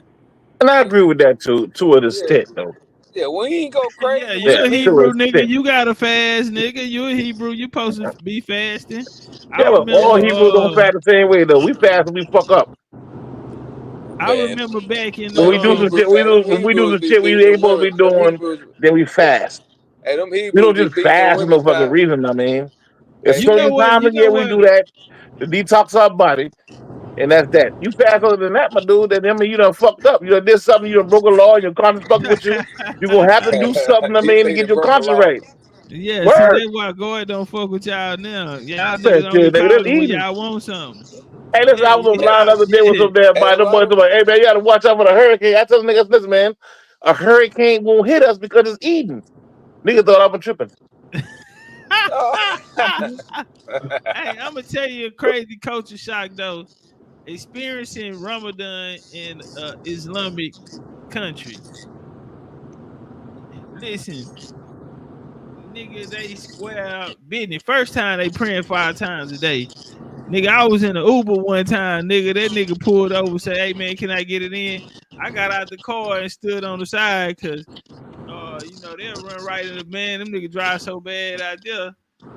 Yeah, I got out the car and got on the, you know, tried to protect myself. Let nigga, we on the middle of the highway, nigga, he dropped down and gave it up. But doing Ramadan, it's so crazy, you know, they can't eat in the day. So go to the mall. As soon as you come in the mall, depending on which way you come in, you walking right into a food court. On the whole outside of the strip is nothing but food places. So what they do is they put up like black mats. You can't see in no food places, homie. Everything shut down, bro, until That word. nighttime. Nah, man, them people was square business and for real about that. So Kyrie, he hooped during the Ramadan. That nigga was out there doing some electrifying shit. Nigga ain't ate, ain't nothing, nigga. Doing Ramadan. Now, I thought that nigga turned out to be vegan too, didn't he? say it again. Whenever you Yeah. go 3 days, when you go like 3 days without solid food, your body start producing stem cells to go to like parts of the body that needs to be healed and rejuvenated. Let You me ask you a know. question. Did you see that, or did somebody tell you that? You read that, No, I done it myself. and you did experiments? Yeah, Like nigga, you I'm 39. I still be playing basketball at high level, man. Like these you little 39 though, man. yeah, nah, I'm not. Nigga, these little niggas dunking the ball with their forearm and shit. I ain't doing that no more like I used to. I'm still getting on the rim, but like I'm still to be able to keep up with them at my age is pretty good. I know, but More than if keep up you with would have listen, if you were still eating meat though, you would still be able to do that. This Nah, nigga if I You sound was like can't if do I that Ultra because you if ain't Sickle. eating I no more motherfucking meat, man. if I was still eating meat, man, I wouldn't be able to. Man, too much weight on. I had too much weight on my knees. I wouldn't be able to get No, up. you have muscle on you, King. I got muscle. It builds muscle mass. I'm The muscle is 185. protected by, you know what I I'm mean? 180. Extra goddamn shield. I'm 6 foot 185, bro. I don't need too much weight. You know what I'm I saying? told my old lady, I said, man, I got a six pack. You just got to look deep. Nigga, that nigga built Word. just like But you know Marcus you don't. Garvey. You know Hey, the this is Top Cat. We don't talk about that now. You gonna stop that Marcus Garvey shit, That dog. you know nigga it's built just like Garvey. Talking about he told his wife, if you look deep enough, you can see the six pack. Six pack of Bill, his ass just drunk. oh man. That Yeah, nigga. six pack of Well, Budweiser. we gonna bring that nigga to New Orleans. He gonna eat some pork, nigga. He gonna get some hot sausages. I didn't know. I didn't know there was hot sausages. I didn't know. Well, you should have told me. Six pack of That nigga was gonna tear six that shit pack up. of goddamn Miller High Life. That nigga had this We don't drink no shit like that, man. It's in Charleston, man. We drink Bud Light. Bud Light. That boy Yeah. love that. I know I'm a you love Bud that Light type of brisket. I know nigga. you love that brisket now. Yeah, Hey, of course. Deep I used brisket, though. Hey, I used to run a beer truck, right? So you gotta get your liquor license and shit, and you gotta go sell the beers to the store. Right. Yeah, I used to do that shit. So I remember one time his essay, he said, "Hey, you get down," and I'm thinking he talking about like on some hustling shit. I'm like, "Shit, what you need, nigga? I'm the plug. Right. I get whatever you need." He like, "Nah, you fuck around with this here." So these niggas was stealing bill, selling it because you take the bill to the store and they pay you. the store man give you the money. Yeah, type of shit. So, shit fall off the truck. So the little young nigga too, he was like 19. He showed me the game on how to steal the beer. My first beer I steal was a motherfucking Mike's Hard lemonade joints. It was like the strawberry kind. So I put the bitch under my seat. Why would I jump in there? I pressed the button to make the seat go back. I had cracked the can, nigga spilled motherfucking red shit everywhere all over my thing. So that was my first fuck up. My next one, I tried to put it in the backpack, went in my truck, threw the backpack in there any kind of way, and busted. It was a 6-pack of Bud Light. One was left. I wasn't a beer drinker. But then I started fucking with that Bud Light though. That nigga said that brought back a memory. Yeah, the first beer I stole and got away with nigga was a pack of Bud Light, and I started hitting their ass every day for them Bud Lights, nigga. Man. My nigga D-Money used to have cases. He used to hit their ass up with cases. My nigga D-Money, boy, used to tear their ass up. Oh, when I got in the game, I was a fool with it. After I caught game, after SA put me on game, see, you got to know who to hit too, because you would hit a nigga and they'll end up turning around. They done called the sales rep. Now transportation manager calling your ass. Hey, what's up? They say you didn't. They got you on tape. You didn't. Nah, you got to hit them agents. One time I got into it with an agent, and I was on the south side. We in the projects too. And nigga, it's 100 niggas outside. So I run the shit in there. Agent tell me to stack it. They want you to rotate that shit, take whatever out in the front and move. Nigga, I'm leaving this shit where it's at. So the nigga paid me and told me to give him the money back. I said, nigga, fuck you. Nigga act like he was gonna draw down. I'm like, nigga, what's happening, nigga? I used to bring my burner to work with me, nigga, because my first day there was a nigga from 5th Ward. Nigga pull up. First off, we came in there, I'm waiting. And then they tell me, hold on, man, your trainer gonna be here. And the Redskins had just beat the Dallas Cowboys, man. So we came in and somebody was talking about, oh man, Monday Night Football, man, nigga was like, shut your bitch ass up, nigga, before I whoop you. And he got up on a nigga real close and he went playing the nigga by 6'5", big old tall nigga. I'm like, oh, fuck this nigga, what the fuck? I'm thinking I'm at work. Nigga, I ain't used to having no job. I'm thinking I'm at work. These niggas in here thugging. Come to find out, the nigga he ran up on was a driver manager. He one of the supervisors. This nigga just a driver. Yeah, so he run up on him and hold him. So, boom. They tell me, all right, go get your shit. The nigga outside waiting on you. So I got out there. Nigga, I open up the door. Nigga say, hey, where you from? I tell a nigga where I'm from. He was like, oh, if somebody tell you that you can't roll, be on their block, or you got to pay them, what you gonna do? I say, shit, a nigga ain't gonna tell me that, or he can't stand at that store no more. He said, good, nigga, get in. You can ride with me. Man, we end up whooping the nigga on the first day, bro. I'm on paper. Man, we in South Lund, bro. We in South Lund at the store. And nigga pulled a gold 45, Colt 45 out on the gold nigga A-Rail. That nigga said, we got a problem. And so the nigga tripped out. He was like, man, get this shit out of here. I don't want this shit. It's my first day. I'm tripping. So he on the phone calling up everybody. Hey, bring me a pistol. Nigga just put a pistol on me.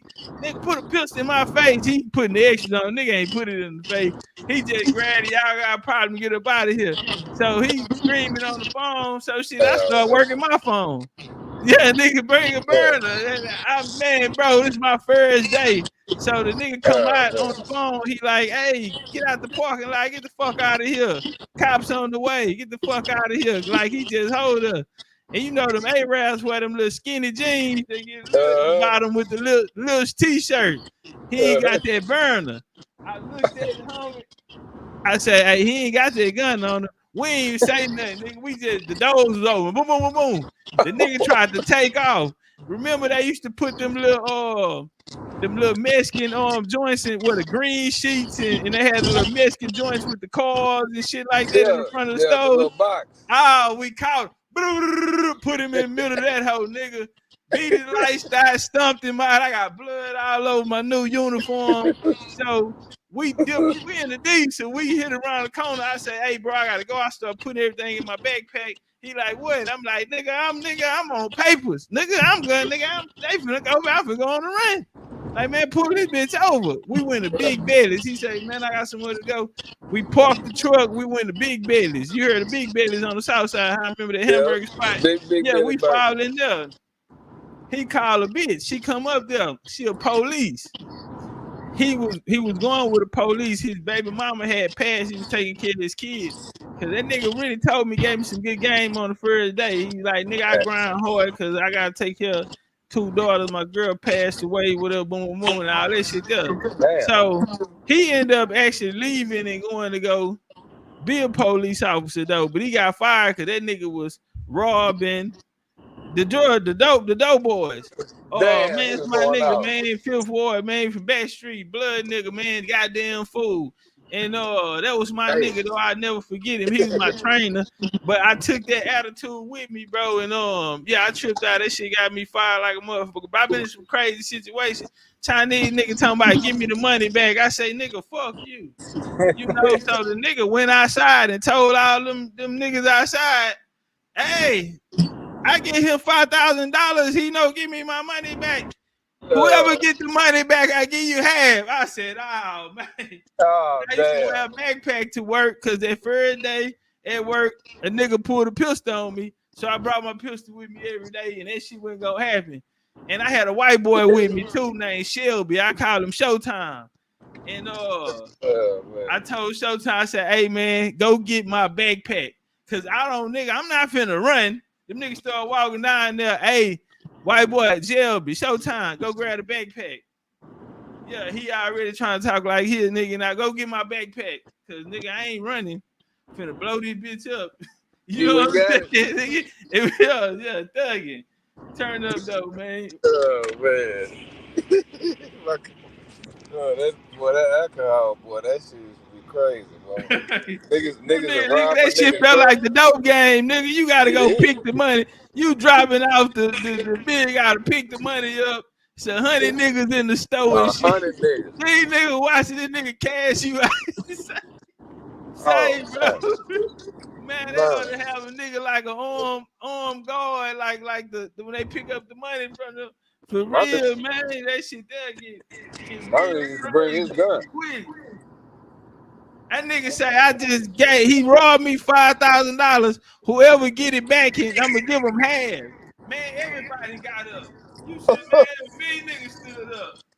I told that shit at Showtime. Go, nigga, go get my backpack. Hurry up. I kind of pushed his arm because I ain't running. Long as they don't see both of us take out running, they ain't just. So they just start walking up. So I'm just still looking square business. And the Asian nigga kind of like trailing me. My first thought is to get off on him. But I need to get this burn in my hand. Right. Yeah, we finna get up out of here, nigga. I got me fucked up. Boy, you got up out of there? Yeah, nigga brought that backpack, nigga. When he brought that backpack, I stuck my hand in there. Them niggas ain't crazy. Niggas started asking, hey, what's going on? And They damn near were taking my side. Hey, fuck that nigga. I said, nigga here trying to handle me, man. They got me. I had my hand in that backpack the whole time. Nigga, you got your shit, I got my money. That nigga shit in there. He talking about his money, nigga. That nigga ain't get my bill back. He got the bill. So shit, I ain't robbed nothing. It's me. He ain't gonna handle me. Everybody, you got that whole racist in there. Said, man, they get up out this bitch. ABD hit the corner, nigga. Damn. Yeah, nigga, that shit was dangerous. Nigga, my nigga, that was mandatory. That nigga had it. Man, white boys used to be scared to go to Acres home. Them niggas and I felt bad. The white boy, he had to go see hood stores. That white boy, he had to go see his PO on his day. He get in there, boom, his route, he got to run Acres home. So he said, hey, man, I'll pay you, man, $100. Gotta go. I said, shit, I go see my PO today, too. I get out early. I know my route. I'm finna run through this hoe. Man, white boy come back with a black eye on my dead mama. They just swallowed him up. Yeah, beat the brakes out, but I'm like, damn. I knew it would have took me longer to run it because I always stop and chill. And because I know motherfuckers. But yeah, they stumped him out. Nah, they ain't play, bro. Only time I got hit one time by some Mexicans. I was on Kirkendall, man, at Valero, man. I went in the store, left. It was like a taco stand. I left a bay open, nigga. It was some motherfucking man, I came back out, nigga robbed me for a case. And Grab while your I case off circled the around, truck. I caught the nigga at the it's a car wash right behind. I used to stay in these condos right over there by it. So I knew the area. I drove out first. I'm asking the ladies. I pulled money. I acted like I pay them. They no English. I said, all right, cool. I take the truck around the block. I spin that hoe, come down 1960, coming up the back way. And nigga, I see the essay. They at the car wash. He like kneeling down, grabbing them hoes and taking them like it's singles. Oh, nigga, I caught him. It was a foot race. I ain't get him though. I ain't get him, but he got up out of there. yeah, he got up out of there. So y'all niggas got Mexicans robbing niggas out there in Texas? All the time nigga got me. Yeah, I used to be on point. I said, yo, they got me. Nah, Whenever you bringing in, So y'all got Mexicans robbing niggas in Texas? No, you bringing in that case. Yeah, that nigga ran up in there, and then grabbed that bitch out the bay, nigga, and dipped. He got away with that one. I mean, I charge into the game. I be robbing ass. I be stealing from the goddamn company too, nigga. I sell my shit to the Arabs for the low, especially on a Friday. Nigga, I'm slanging cases in this hoe. Nigga, this shit fell off the truck. Man, trust me, I know somebody been doing the same thing, dog. Yeah, nigga. We had a club called Sky Lounge. That's all we deal with, nigga. Bootlegging ass nigga, dog. Working for Pearlstein. Niggas selling motherfucking cases of beer half price. You either got to deal with them or you deal with the goddamn Indian niggas. Yeah, they had this. Yeah. Nigga, I got it. So far as a Mexican robbing somebody, man, that's some other side of Mississippi shit, dog. Man, Listen, I know a lot of Mexicans down here, but I never knew no Mexican that ever robbed no fucking body, dog. No, nigga, we live in Mexico. Yeah, y'all ain't got enough Mexicans. You don't know Mexicans, nigga. We live in Mexico. They nigga. still We in Tejas. Yeah, we Texas, nigga, man. Mexicans everywhere. Yeah, we've been having plugs forever. Yeah, the Mexicans, and that was that nigga was like an immigrant Mexican. He went like, I ain't gonna lie, bro. Gangster Mexican. He was they just started getting like tell them Todd, they just started getting fades and shit. Cause like in middle school, like we used to have Mexicans versus black fights all the time. Like, but see, you know, over there on my block though, you know, we had Mexicans and black. You know, them niggas used to come to the barbershop and get their hair cut. You know, them niggas being faded up, putting the X in the back of the head or the silver. They get motherfuckers having that Edgar fade. They call it the Edgar fade, the Edgar haircut. Yeah, the Edgar fade. Yeah. Yeah, the motherfuckers. But the motherfuckers had that work. Oh yeah, for sure. Them motherfuckers for sure. Right by the port too. They was going. Yeah, they was doing some. They had high school girls going crazy. A lot of cartel motherfuckers. Right nah, for real, man. I seen it firsthand. Man, I seen it firsthand. I remember that's why I knew that shit was crazy, nigga. They said they had a dummy. They just dropped like on, I don't remember y'all 10. They just had dropped like a truck just dropped like it was just to throw the authorities off. I think it was probably like 200 bricks. But the motherfucker said that was just a throw off because it was a mother load coming through the mother. I'm like, good God. Remember them crazy ass missing out of Cloverleaf? Cloverleaf, boy. Man, you can run it up. You can run it up in a week. But shit, yeah, that shit that was danger to them niggas. Go to jail. Them niggas, them laws and them jackets. Yeah, my niggas from Fifth Ward, boy. Niggas from Fifth Ward. Spot back there, man. That bitch, them SAs surrounded that motherfucker. Just tore the whole house up. They was on the all four corners, man. Chopped that bitch down. Them niggas was up in there hustling, man. I remember my nigga. You know Fast. Old school nigga. Yeah. Fast. He just got unalive. Nah, don't tell me Fast. Please, see, I'm talking about Fad Black. Man, hopefully that don't tell me. That made my heart drop. Not Fast Lane.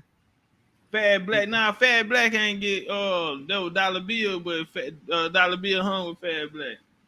Okay. Shit. You see, they was older and you know they had a lot of stories. Fast nigga took over this white people house. He took over their house. So white nigga racist white dudes, you know what I'm saying? They got on the work. Shit, he took over their house and confiscated their house. The bikers had to come take the house back from these niggas. Hey, you remember Cloverleaf Taxi? Yeah. Man, that was a throwback right there. Cloverleaf Taxi. Them niggas used to go sit to work through Cloverleaf Taxi. Man, we used to do all kind of wild. The taxi drivers. Cloverleaf Taxi.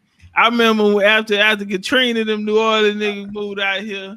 They started rocking in the jungle behind churches with us, and they went to war with the Cloverleaf essays one night. So guess where I was? I was at San. I was right down the street at Uvalde, right across the street from San Jacinto, them apartments down Uvalde. Yeah, right across. That's where I was. Yeah, so, yeah. Me and the New Orleans niggas from Ninth Ward, we locked in. I ain't gonna lie, we ain't had no problems over there. See, when they moved to one side of the Oaks, we called it the jungle. When they was on one side of the jungle, they started fucking with us. They ain't fuck with them blood niggas though. And it was a lot of them niggas on one section. And it's this nigga, I ain't gonna say his name, but he had a little name, but he really cranked it up. So that was the first time we rumbled with them, bam, bam, bam, and that was they block. Then they fell out with them New Orleans niggas, and then us and the New Orleans niggas hitting them out. That was too much. Tell we the truth, moved them about the area. Who dropped their nuts? Tell the truth. New Orleans niggas on the east side who had to die. Man, the New Orleans niggas ran through them blood niggas on my dead mama. But shit, we was with them, so it was like they couldn't handle both of us. So they moved to places like Thorn Tree and Pine Trails, and they stayed. They ain't crossed the bridge by Mr. Gaddis. Nah, they ain't crossed the bridge. So tell Mr. Gaddis one night it's rock and roll. New Orleans niggas, they didn't got into Miss Hayes and Cloverleaf. So shit, we suit up. They suit up. We know they gonna get down, little Chucky now. And it's fireworks, 4th of July. We come back, nigga, them loud everywhere. And so we go through the old Summit Point, nigga, and ran to this trap. Ain't nobody answered the door, so we kicked the door in. This gotta be a nigga worst luck. Motherfucker spotlight. Loud man on Uvalde, nigga. So we you can see the spot from the street. Nigga hit us with the light. Damn. So break through there, make it all the way to the other side where the back gate at. And I jump in my car. We all in the car. We in that bitch like 30, 40 minutes, nigga. They walking dogs. We weren't even on that side. I don't even know how them niggas. So I say, man, check it. We can't stay here. So I try to pull off, man. I get to the front of them hoe, pull us over. And nigga ain't had nothing on us though. And little female named April, from New Orleans, nigga. April came down there and got me. She was like, nah, he stayed, this my boyfriend. I don't know what you doing. He just came, brought me something to eat. And and got me up out of there. I think Bam Bam went to jail that night. But they caught all the niggas. Caught them. Them niggas had the Max on them and everything. The chopper, AK, and the Max on. They caught them. They had a culture shock without laws out here, man. They like, bro, and then they catch a murder charge. Like, bro, I'm finna get out. Like, no, you're not, bro. What you mean, bro? I said, bro, you're not finna get out of jail. Yeah, this ain't New Orleans, nigga. New Orleans, you can pay your own bail if you got the money in your pocket. Not down here, nigga. Boy, nigga. It was a different ball game. They caught little Chucky in them, man. That whole that was because them niggas were driving with the lights off. They never turned their lights back on. You know what I'm saying? That's how they end up getting rolled. No, man. Nigga riding, flying, no lights on, man. So you saying, So you saying that if you get locked up in Texas with money, you can pay your own bond from jail? No, you can't. I'm saying. Okay, my bad. My bad. I don't know what you're saying. Louisiana. In Louisiana, you can get locked up with money in your pocket and you pay your own bond? Yeah, I don't know if it's still the same, but it's how it used to be, yeah. Yeah. Damn, my sister got locked up in Louisiana during the Mardi Gras, like I think it was 2000. Oh, that's the worst. I think 18 or 17, some shit like What you that. doing, The nigga? boy went out there. What you was doing? They damn near What let that you get shit away with doing? anything. Man, Nah, they they just smoking damn weed nigga. at the Mardi Gras in front of the police. That was one thing I said. These niggas out, I mean, the Laos was sitting on their cars. They were, I'm talking about dead on side of them, nigga, with the weed and get the gas in there, nigga, New Orleans. Nigga. Yeah. All the Laos was niggas though, so they went tripping, you know. But yeah, They that's don't care about cold. no What smoke. she was doing? The boy got a little scuffle down there. Oh She got damn. locked up. Oh damn. Snatched her up. She had money on her, but she couldn't pay her own damn bond. Nah. Talk about saying earlier, they found some more pyramids in the Gulf, nigga. In the Gulf of Mexico? Yeah. Some more pyramids. Yeah, I wouldn't be surprised. Yeah, just man.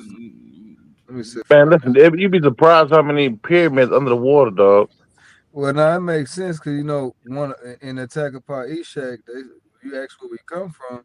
In our origin story, we said we come from the Gulf. Yeah, but we gotta be honest though, man. We was doing a lot of fucked up shit. Some of these pyramids, dog, underwater for a reason. We were doing some shit in these pyramids, dog. What, bruh? Well, I Yeah. wouldn't say that. You got to think about it. A lot of them was canal. They was man made too. You feel me? So yeah, but got people they never who got are flooded like that. engineering things that wasn't. You know what I'm saying? Wasn't. I got created by nature. Nah, bro. You gotta look at all the ones in the Atlantic Ocean. No. Let's crack something though, cause like one of the I got this book called one of the Cherokee origin stories of Anahuaya, and one of the origin, yeah, you know it's Cherokee. So one of the origin stories, it says, I'm gonna put the book in the chat in a second. But when it says that I don't know if it's being metaphysical or metaphorical, but whenever we was battling and shit with like a lot of the new settlers and shit that was coming here, we utilized some type of serpent venom, and it fucked up the land and made a lot of the land and the water, like a lot of the water come. Something it was saying. You know what I'm saying? A lot of these Gentiles co-opted that story. The Cherokees. I did hear about them doing some of that, but that was with a certain enemy in the area they was trying to get in. They did pollute the water. You know what I'm saying? Cut them niggas line out. Yeah, Cherokee did a lot of fucked up shit. See, man, I got bloodlines of the Go at 6 coming, bro. I'm finna make it all make sense with the Europeans and America and what this story is really saying, because it's some truths in it. It's just the way that they taught it to us. It got us looking other places, but it's so much information. I wouldn't just say out there that's already put out there, but it's so easy, man. Watch how perfectly I connected the dots. And I'm a genealogy rooted nigga, so we going through families and bloodlines, and I'm gonna show niggas how the U.S. it was all different countries here, and we not even. That's the part we missing. Right. People that's called Europeans, and you know the British weren't the same as the Spanish, the French weren't the same as the British or the Dutch. Now these are different people. And the Moors was different from all of them. And the Moors were different people. You had other different people as well, Castilians, and you know you got different people, Portuguese and shit. So, man, watch how I put all of this shit here into perspective. And it's gonna be like, damn, this shit was sitting in our face this whole time. When you could do an origin story of the Moors, though, my nigga? I already did. No, you didn't, my nigga. I was about Bill and just the Moors. Who were they? When they found out what they did and all that. Same way we do these Christian stories. Do one on the Moors. I did one on the Moors already. Yeah, but you hating then, though, my nigga. Nah, hold on, watch this. Niggas I was hating. Nah, I did a real story on the Moors, man. I'll do a little preview real quick. Let me see something. I did it. You saw it. You saw the shit. Yeah, but I'm talking about the origin. I mean, I went to the origins. Now, if you want me to tell the whole story, name all of the names and all of this shit, I can do that too. But far as the Moors, hold up. Hey, y'all support the show, goddamn. This nigga dog is finna get y'all some shit that's exclusive. Look at Threaded D, Claudius. Well, he's also gonna have a conquest in Britain as well. Now, one of these things that came to Britain to do was mine. Okay, again, pointing out one of these sciences or specialties that came from the Gauls, where they were mining prosperous activities, Britain rich resources, copper, gold, iron, lead, salt, silver, tin, and materials that were in high demand in the Roman Empire. Here's a map right here of their campaigns. Yeah, but that's not an origin story. Well, the Carthaginians, they began to struggle, as we see. They were trying to hold on. You had a guy by the name of Hanno who would come out of this, and he would succeed command of the military forces. He was a great seafarer, one of the greatest in history, especially coming out of the Carthaginians. And he actually had bloodline ties to the Americas. We'll talk about that before this over with. Well, he would to circumnavigate what is Africa, they say. All right. So you had Phoenician colonies of Corsica, Gaul, Spain that threatened the supremacy of Carthaginians. And we'll see them battle for turf. Well, Hanno, who flourished, he was a Carthaginian, conducted the 4 voyages of exploration and colonization to the west coast of Africa. All right, settled in 60 vessels holding 30,000 men and women. Hanno, he's gonna go to North Africa. Now, through this voyage, he then founded 5 civilizations around Morocco. He went as far as Sierra Leone, Cameroon, and that inscription is written in the Temple of Baal. Looky. Who do we have? It was the Moors. Hold on, hit it, dog. Hit that hoe, dog. Man, I ain't fuck with you, man. First used by Christian Europeans to designate Muslims. So I don't know what is Moors in America, and I'm not here for that, but I just don't understand. They're saying you have to be a Muslim. If you're converting over to anything else, some people did convert coming out of Iberia, and they became known as Sephardic Jews. So we understand. No. But when everybody calls you a Moor or a Muslim, man, damn, somebody can't be lying. Well, the populations of the Maghreb, the Al-Andalus, Iberian Peninsula, Sicily, Malta, the Middle Ages, Moors are not a single distinct or self-defined people. And that's very, very important, because without that, you don't even have a bloodline. You can't even tell us who you're attached to. And so we can't even really find your history if we're going to look for it. That's the reason they're having problems with sources, family. Hey, I'm going to make it a little simpler, because if you follow the language of the God, which is bloodline, everyone has a story. So let's walk. In 1911, Encyclopedia Britannica observed the term had no real ethnological value. Okay, Moor had no real ethnological value. Europeans of the Middle Ages, early modern, variously applied the name to who? Arabs, Berbers, and Muslims, and Muslim Europeans. Period. You sure you want me to do the origins of the Moor, fan? You sure you want me to do? You really need to do that, dog.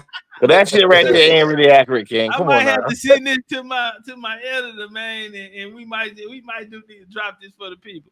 What's up with it, Talik? You will hit me. Hey, but who was that dude, Bo Lee, you was telling me about? Bo Lee. Oh, okay. Hold on. I got Bo Lee coming up. Hold on. Okay. We're gonna give him a little more. Let's do 2 minutes of this. Go in. Man, appreciate you reminding me that, because I pulled it up. In 711, troops mostly formed by Moors from northern Africa, led by the Umayyad conquest of Hispaniola, Iberian Peninsula, came to the classical Arab, Al-Andalus, as the peak included Septimania and modern-day Spain and Portugal, okay? And now, why does everyone keep identifying the Moors with Muslims? Well, because when you go into Islam or the rise of Islam, that is the rise of the Moors. If you don't believe me, just watch. In 16, according to Muslim belief, at the age of 40, Muhammad is visited by an angel, Gabriel, while on a retreat in the cave near Mecca. The angel recites to him the first revelation of the Quran and informs him that what he is God's prophet. Why is this important? Because this is the early expansion of Islam. And through Islam, Arab forces captured Carthage in 689, Tangier 708. After the fall of Tangier, many Berbers joined the Muslim army. 740, Umayyad rule in the region was shaken by a major Berber revolt. Because hold on, I can't give him too much. Now, nigga, you say I ain't did no origin. Sound like we're at the origin. Yeah, but you know what it is, King? What is it? You confuse a Muslim. You confuse a Muslim with Muslim. Bro, you got some preaching in your blood. You could tap dance. No, King. Listen, look up the terms. Look up the terms. There's a big difference between the Muslim and the Muslim. Okay, you're right. You're right. It is a big difference. And the difference is Muslims are Christian. A what? A Muslim is a Christian. Oh Lord. You now you know what I do. I put it on the screen. I know you know. I know you know. Yeah. But I still say that. And I still say that. And not only that, okay, I dare you to do a lecture on the difference. I dare you, my nigga. Because you'll find out the difference. There's a big difference between a Muslim and a Muslim, okay? You call them Muslims Muslim because you're dealing with Christian sources. According to Christians, Christian sources. This is my source. They don't understand the difference. This is my source right here. The Circle 7 Quran, the Holy Quran of the Moors. Science. Yeah, well, you understand. Cool. So if you're dealing with that, then you know that there was a difference. Prophet Drew Ali. All right, cool. So you know that there's a big difference then between a Muslim and a Muslim. That's the Aquarian gospel. Yeah, the Muslim was made up by Drew Ali. The Aquarian gospel. But we understand the Aquarian gospel, who it is, who brought it forth, and who, what it meant. Muslim come from Drew Ali, bro. Show me somebody was talking about they was a Muslim before Drew Ali. Nigga, everybody. Remember now, Drew Ali was born in the late 1800s. That term in there way before the late.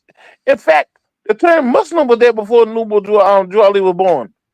And listen, I'm not taking away from the God and his goddamn the information he brought, but this term was here way before him. The information was here way before him. What he did when he came back is try to bring us back into that.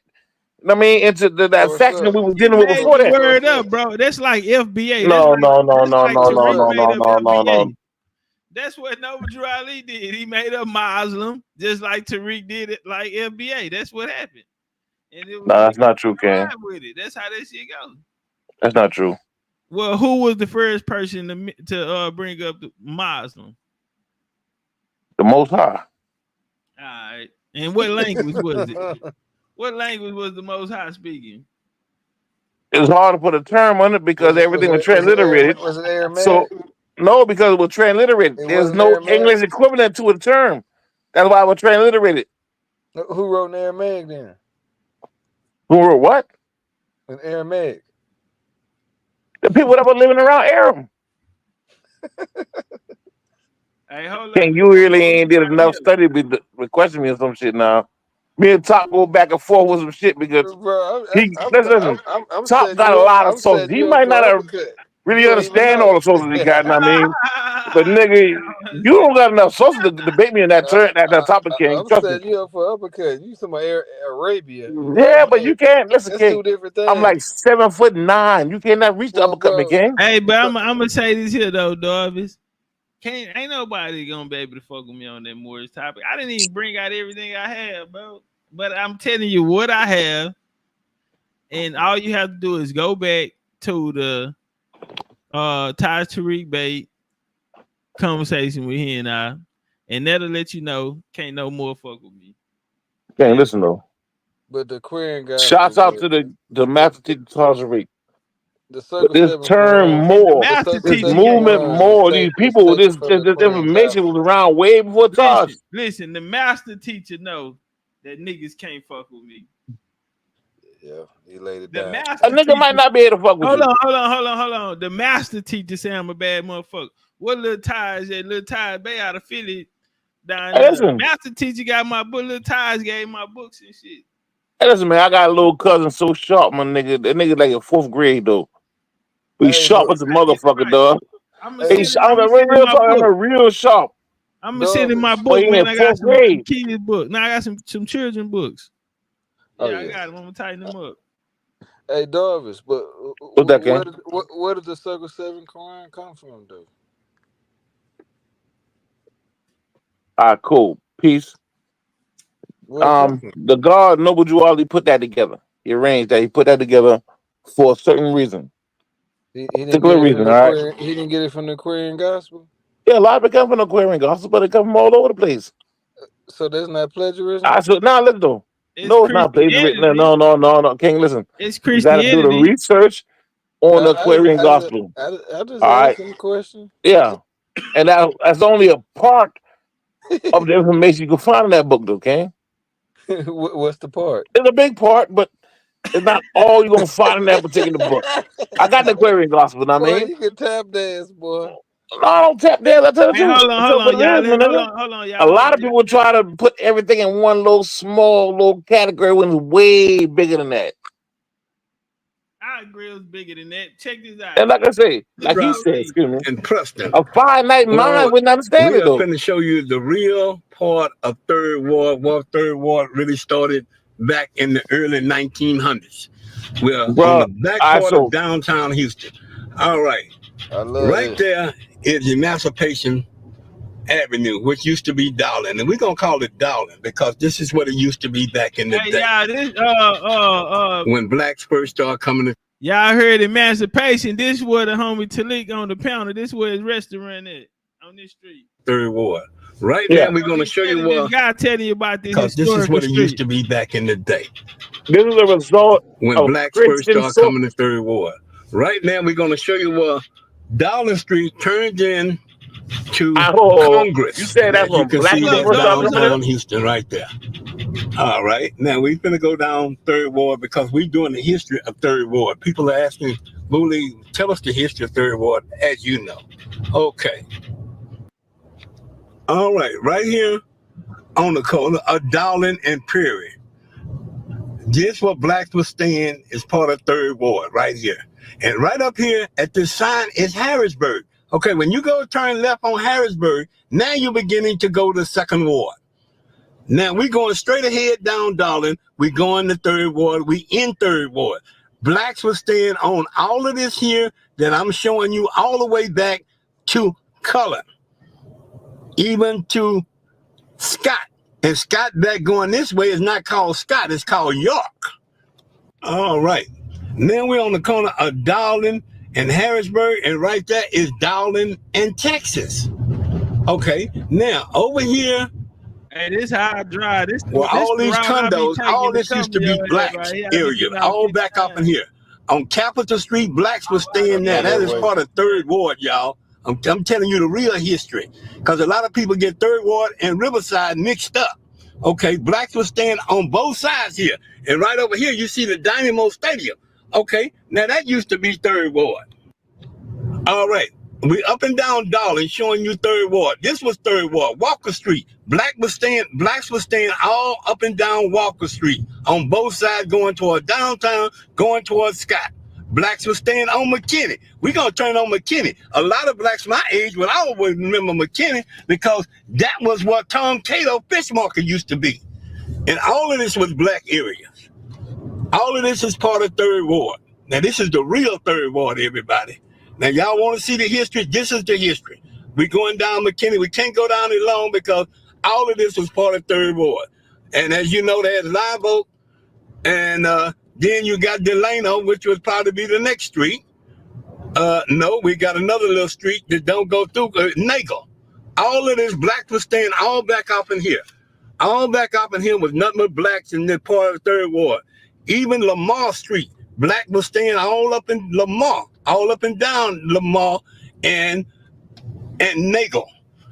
Blacks was always up and down here, and this is part of Third Ward that a lot of people don't really realize. And Third Ward didn't go no further than Alabama. Now, blacks were staying all back up in here, up of Dowling. in Upper Darling in Dallas. We on Nagel in Dallas now. And there's Darling right down the street. But I'm just showing you this area because all of this was once all black area. And it was all part of 3rd Ward. Now I'm gonna go down Polk Street. And Polk was the Las Vegas of 3rd Ward in the 40s and the early 50s. Because when I say that, to say this, because they had clubs all up and down here. They wouldn't call them clubs. They would call them little beer joints and cafes.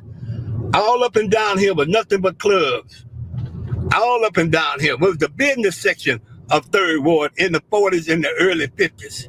This is history, and I'm showing you real history because now this don't even look the same. You don't even know blacks even stayed over here at one time or another. Now we're gonna go off here until a street called Ennis and Polk, because Polk is now we're gonna go back down Polk.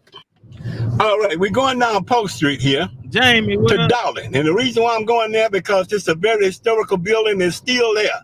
It's owned by the Hobby family. The Hobby family is the one who bought the first television station, the first radio station, and the first newspaper here to Houston, Texas. The Hobby family right here was the old building they call the Houston Post, the first newspaper to come to Houston. That's the building right there. The Hobby family built that building. The Houston Post, the original first newspaper here. As you can see, it's telling you the Post building, a historical Houston Post building. And that was the first newspaper to come to Houston. It's the Houston Post. And owned by the Hobby family, Mr. William Hobby, the man who they named the Hobby Airport after, the man who they named the school after, the man who bought the first television station here, KPRC, and the first radio station here, KPRC 950 AM and KPRC Channel 2 on your TV station. It was right here on the corner of Darling and Polk, a historical building that still stands there today. The Post building, the Houston Post. Now, as we turn on Darling Street, which is now Masturbation, now that's a historical building right there, that hamburger stand. In the late 40s, they came and took a lot of black neighborhoods out because blacks were staying here on Pierce. Blacks were staying here on Jefferson. In fact, on this corner of Jefferson and Jefferson and Darling was Miss Huckabee Funeral Home. Miss Huckabee taught over at Miller Junior High School for those who went to Miller. Okay, now when they came out here in 1948 to start building this superhighway, that's right, this is the first highway we had. We call it a superhighway. Today they call it Gulf Freeway.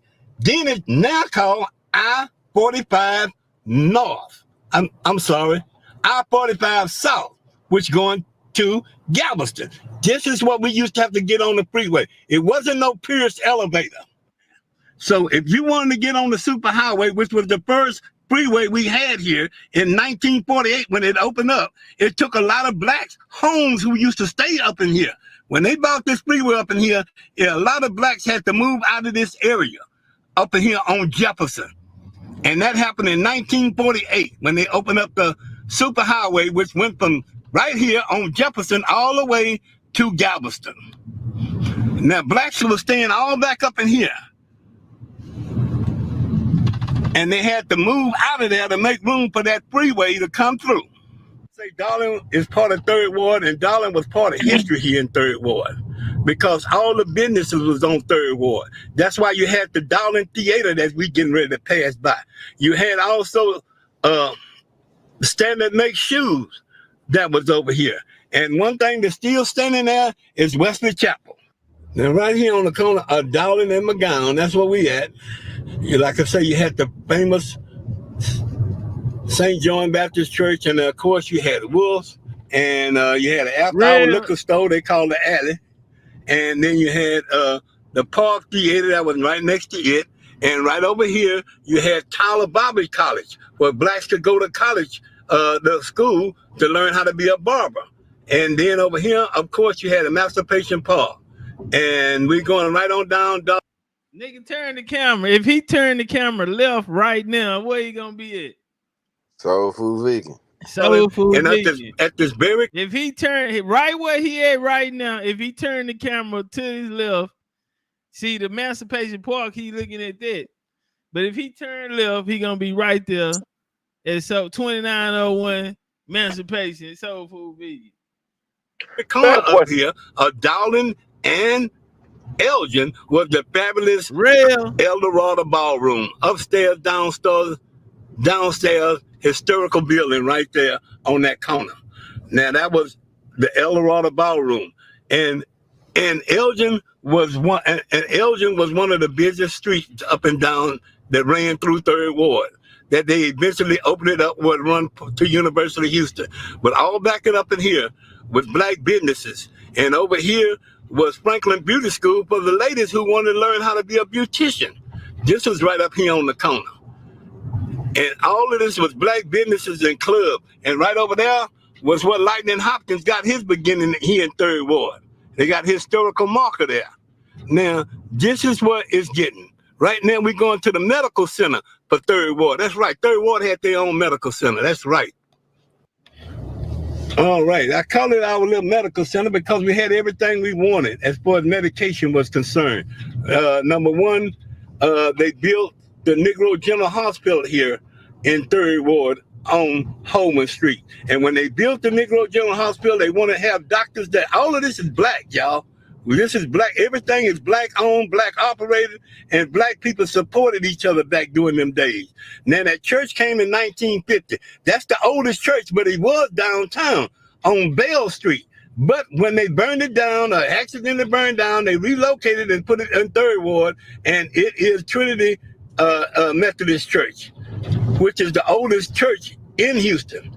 Now, when they was building Holman Street and Third Ward in blacks, we went down the business section. Now we're going to the medical part of Third Ward, because up and down here was places where you could get flowers to people to put them in when they go in the hospital. And they used Holman as the first spot for black education right here in 1916 when they built Blackshear. And then right on the side over here, we're going to go on the side, is Riverside. We call it Negro General Hospital. All right, in 1916, they built Blackshear Elementary School, which was the first building that they really built in here in Third Ward. It was here 10 years before Jack Yates got here. And then 11 years later, they wound up building us a hospital, which was Negro General Hospital right here, right across the street from Blackshear. Like I said, Holman was a medical part of Third Ward where people who had babies or anybody had got sick. This is where they would come, because they couldn't go to no Herman Hospital or none of the white hospitals because they was all segregated. In 1926, 10 years later, after Blackshear opened up, when I say they, HISD, built the first black high school here in Third Ward in 1926 of February. And the original Jack Yates, 2610 Elgin, with the principal James D. Ryan. How about that, man? Hey, is this nigga cold? Talik, is he on point? Man, he cold blooded. Then I tell you, he called me TC, and I was supposed to ride with him. Matter of fact, he was gonna drive, and I was gonna record, and he was just gonna talk. So we had it out all together. I wanted to meet him in Fifth Ward, and it was on a Thanksgiving. And what was so cold is he told me, he say it was a guy that was a Houston historian, and they were supposed to meet.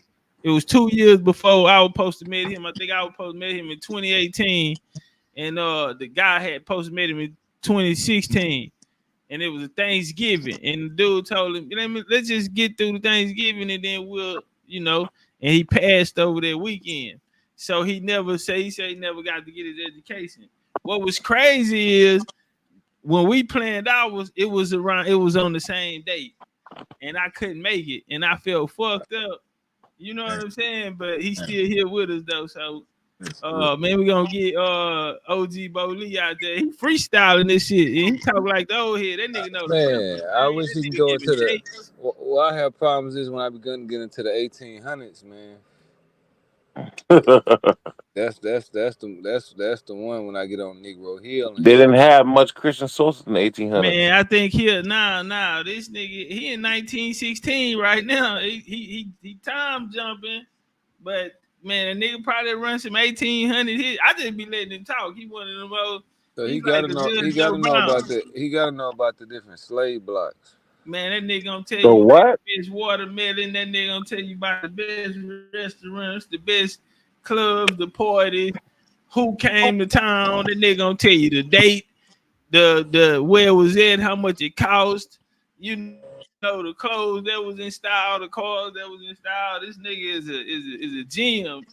And as soon as we throw out his event in Houston, man, we gotta get the OG out there, cause man, I ain't never heard nobody kick it like this nigga kicking it. He out the dome with it. Man. This is history, man. And when they built this in 1927, the Negro General Hospital, Blackship was getting so crowded, and they decided to build another elementary school in Third Ward, and it was called Douglas. Douglas opened up in 1927, the same year that the Negro General Hospital right here opened up in. All of those used to be apartments, but they wasn't, blacks couldn't stay there. It was all white folks' apartments back then. This is what blacks would have the cutoff right here when Mr. Sterling built this subdivision, which is called Canfield Oaks, which is Dr. Bowie, which was a real famous black doctor here in Houston. And as we go down to Canfield Oaks, you can see this is my neighborhood. Hold on. You see who he just brought up? Now, back then, the person who did the landscaping, who had the landscaping contract with him, was my grandpa. Bars. Whoa. Yeah, bars. That was my grandpa. Matter of fact, I got it on tape too. My grandma talking about it and talking about Mr. Bowie and all of that. But my grandpa did most of them out there. It's a section that was full of small hats too, over in that area too. They ended up cutting that off.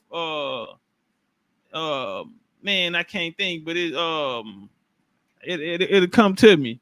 But yeah, Mr. Bowie and all that, my grandpa had the contract to his landscape, to do landscaping on them nigga shit. Him, his friends, and then all them other doctors that was there. We moved on McGregor. That's my good friend, Mr. Jerry Shepard. His home, and he's trying to make a historical landmark here in Houston because this is the first black subdivision in Houston. And later on, they built another subdivision, but it was on the north side, and it was called Pleasantville. And as you can see, the blacks are still keeping up this property here in the 3400 block of Route. And Canfield Oaks ran all the way to Canfield. It was just a one-block deal, and it ran from Towwest to the Holman, and it covered the 3400 block of Rosewood and also the 3500 block of Route. And it was dead So in y'all right saying here, there was right no here black was a over there bunch before that? of woods and stuff that ran all the way back through to University of Houston. But this is part of Third Ward that was annexed in later on in the early 50s. Because in the 40s and the 30s, Third Ward in at Alabama, bottom line. And then later on in the 40s, they built Texas Southern. Right now we on Rosewood. 3500 block of Rosewood. And one thing about Ruth, it had houses on both sides. Ruth had houses on both sides, but Rosewood only had houses on one side, which are the even numbers. They didn't have odd numbers on Rosewood. But on Ruth, they had odd numbers and even numbers. So there was no black people in New Orleans in the 1800s? Of Rosewood. And it went right here to Towwester. And in the 40s, they built Texas Southern. As soon as Texas Southern was built, they opened up and started. Mr. Sterling came and designed this place called Canfield Oaks, which you just got going down. Yeah, dog. The history of Southeast Texas is different than any other place in America. The first. Hold on one second. Talik. Hey, if y'all wanna go, if y'all want to see more, y'all see his channel right here, Bo Lee Williams Jr. Check him Bo out. Lee Williams Jr. Y'all go subscribe to the OG, man. Tell him Topcatz sent you. And cause I said, man, I want to get you on the show. He said, nah, we gotta ride around. I want to show you. Yeah, like a motherfucker. But when we do our event, we bring in Bo Lee, man. That was part 1 on Third Ward. That nigga got a series. That nigga in Acres home, he on the south, he on the southwest, the southeast, he on West Town. Nigga everywhere dropping this shit. Nigga freestyling off the dome. And that nigga say, nigga, bottom line. 30s and 40s, Third Ward cut off with Alabama, nigga. Bottom line. That was like, nigga, ain't nothing to talk or debate about. This nigga flipping that bitch, nigga telling us everybody he know who stayed right there, he know who stayed right here. And he talk, shout out to Bo Lee, man. I told him he was an Indian. And first he was like, I don't know nothing about all of that and all of that. And then one day I was messing with him. They had cooked for him. I say, I told you got the spirit of an Indian. And he Man, said, Cat, I ain't trying to cut you off. My phone about to go dead, my dude. Peace of you, my nigga. Great bill. Peace of the chat, peace of the gods, peace of the whole BCU, man. My phone about to go die. I'm about to die, man. So stay away from that poke steak. Come on, King. Get that pork off your fork, man. You better figure out where the black people in there before the 1900s over there, dog. Man, Y'all niggas over there talk about there was no black people over there until the 1900s. Y'all telling me to play start eating that pork. tape. Don't make me play the tape when I was in South Carolina. And don't make me play the tape when I was in South Carolina with you on your interview. Nigga, you ain't see me eating no motherfucking pork, nigga. I didn't, but I heard you talk about fucking white women. Man, come on with that shit. Yeah, of course. You think I'm bullshitting? So listen, I'm a player, nigga. I knock off all kinds of in my time. Yeah. Long time ago. Long. Yeah, long time ago. Yeah, I ain't gonna get down on you, but nigga, I thought you was finna start talking that gangsta shit. You don't eat pork, but you eat white pork, you eat white meat. He told me I had to leave that shit alone. Let me see where he is. Let's find him. Oh, there you go, right there.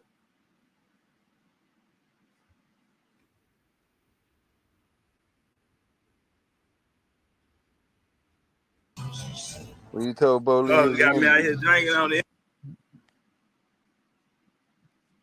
Word. Yeah, all my fucking family here though. I'm a big loss. I got a picture. It became incorporated. Yeah, that was 60. Them boy going. Oh, let me go back. You're a New York nigga.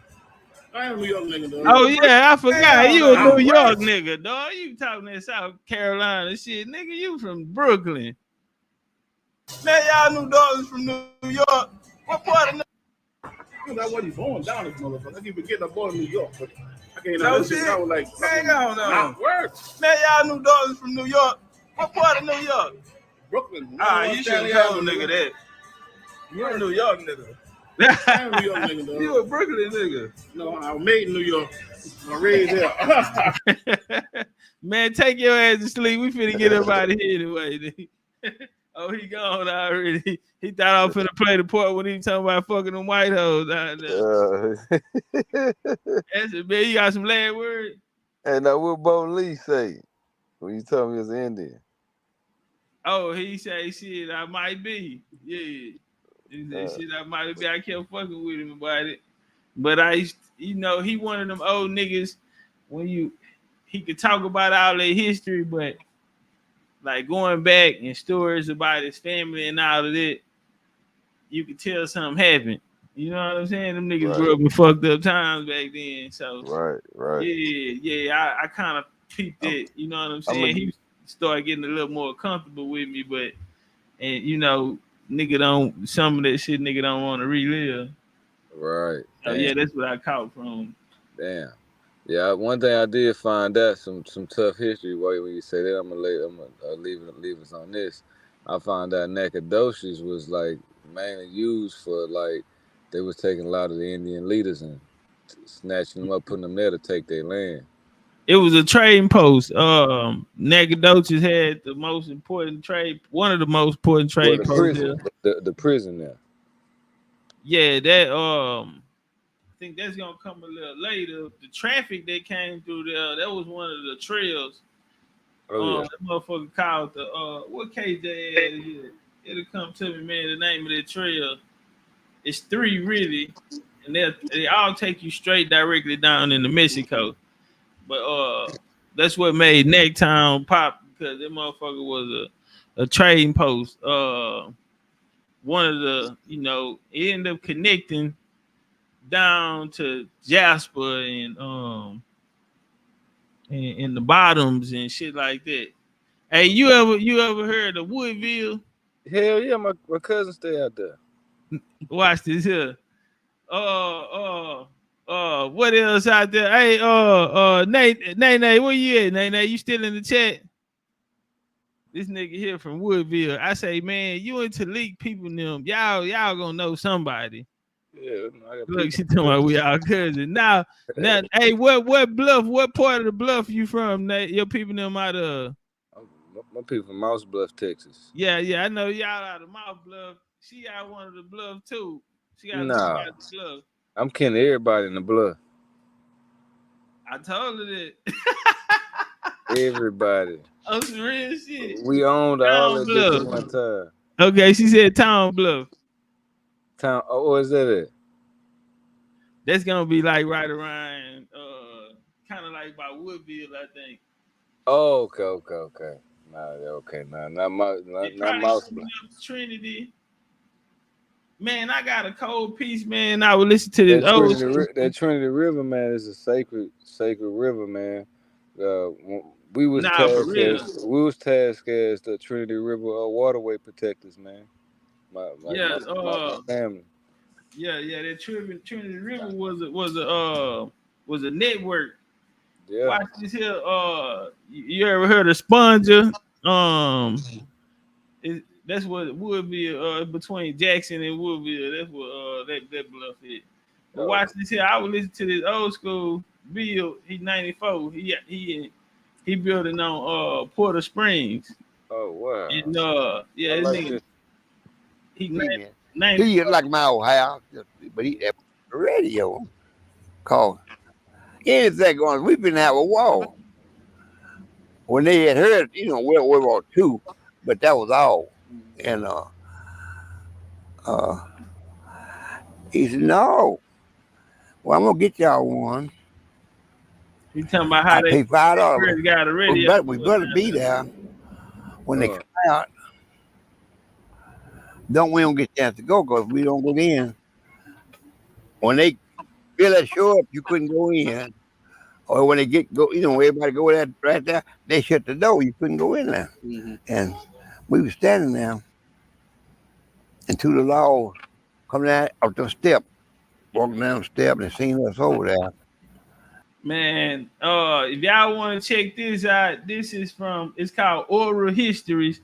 94-year-old Porter Spring, Texas, talk Jim Crow era cotton changes in coaching and blues. I'm good for this stuff, bro. So we were similar, bro. All the elders, bro, I used to drain them for all the stories, bro. That nigga went into some shit. He gonna show you how they start getting all of the niggas out of them towns.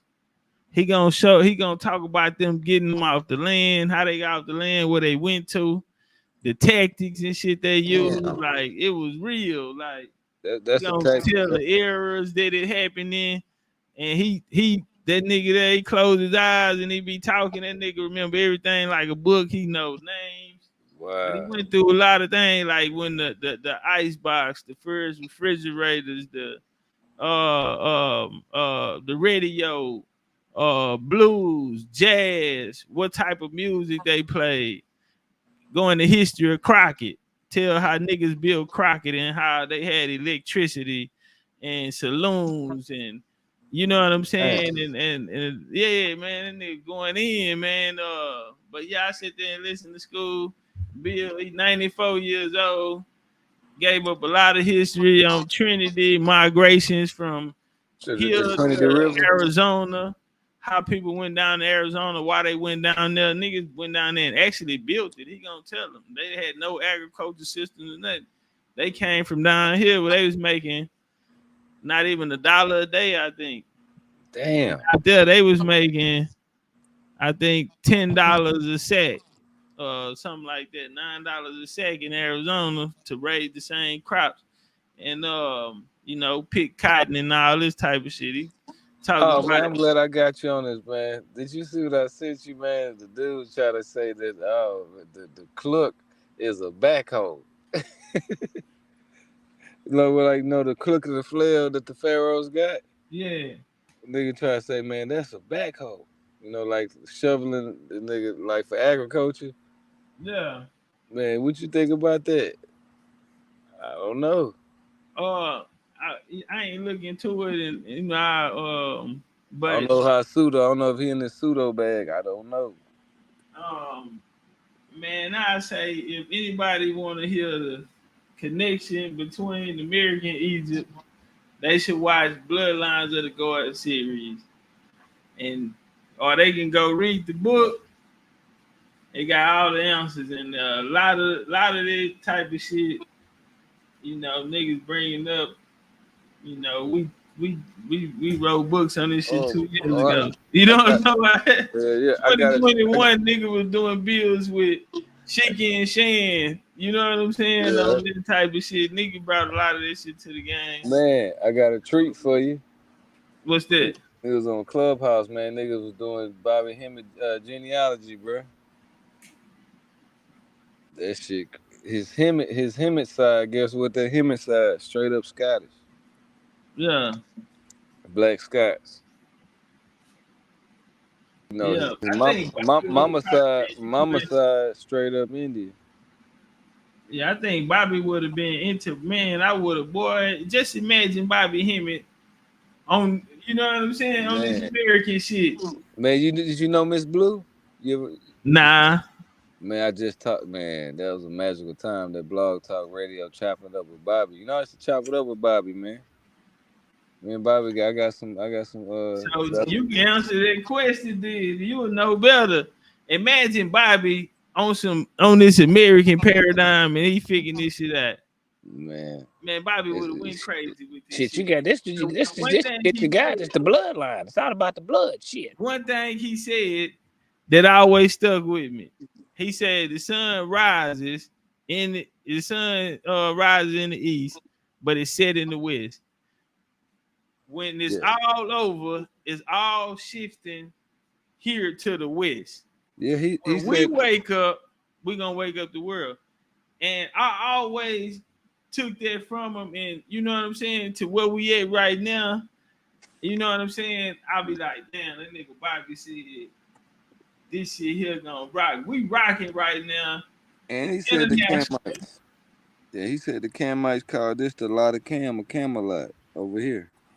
Yeah, Camelot was over here. Prince Arthur and all of that shit.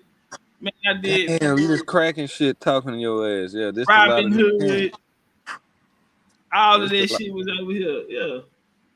Yeah, a lot of new Cam. That's what he broke down. This was a lot of Camelot. You know what I'm saying? Yeah, he ain't lying. Man, I got a top scholar, white boy, saying all the way up into the 1900s, it was well known that these stories took place here, but they took them out of the history books in the early 1900s. But authors, he says, there's plenty of sources out there, which I got a lot of them hoes.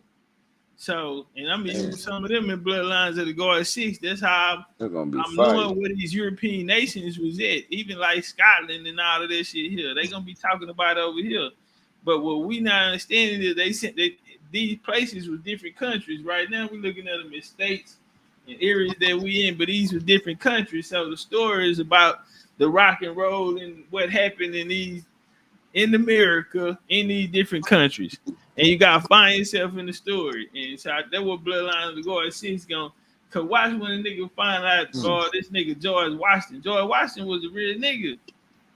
George Washington, they ain't just picking. His grandpa wasn't just a Huguenot. It was just, bro, watch how deep I go with this shit. God damn. I'm gonna put the whole thing together, the whole play. It's so much shit in there that make you say, God damn, this shit is crazy. Like some things they lied about, they told the truth about. But when I look at the story, it was niggas pushing their line. Like, ain't nobody give George Washington nothing. Ain't nobody give none of them niggas nothing.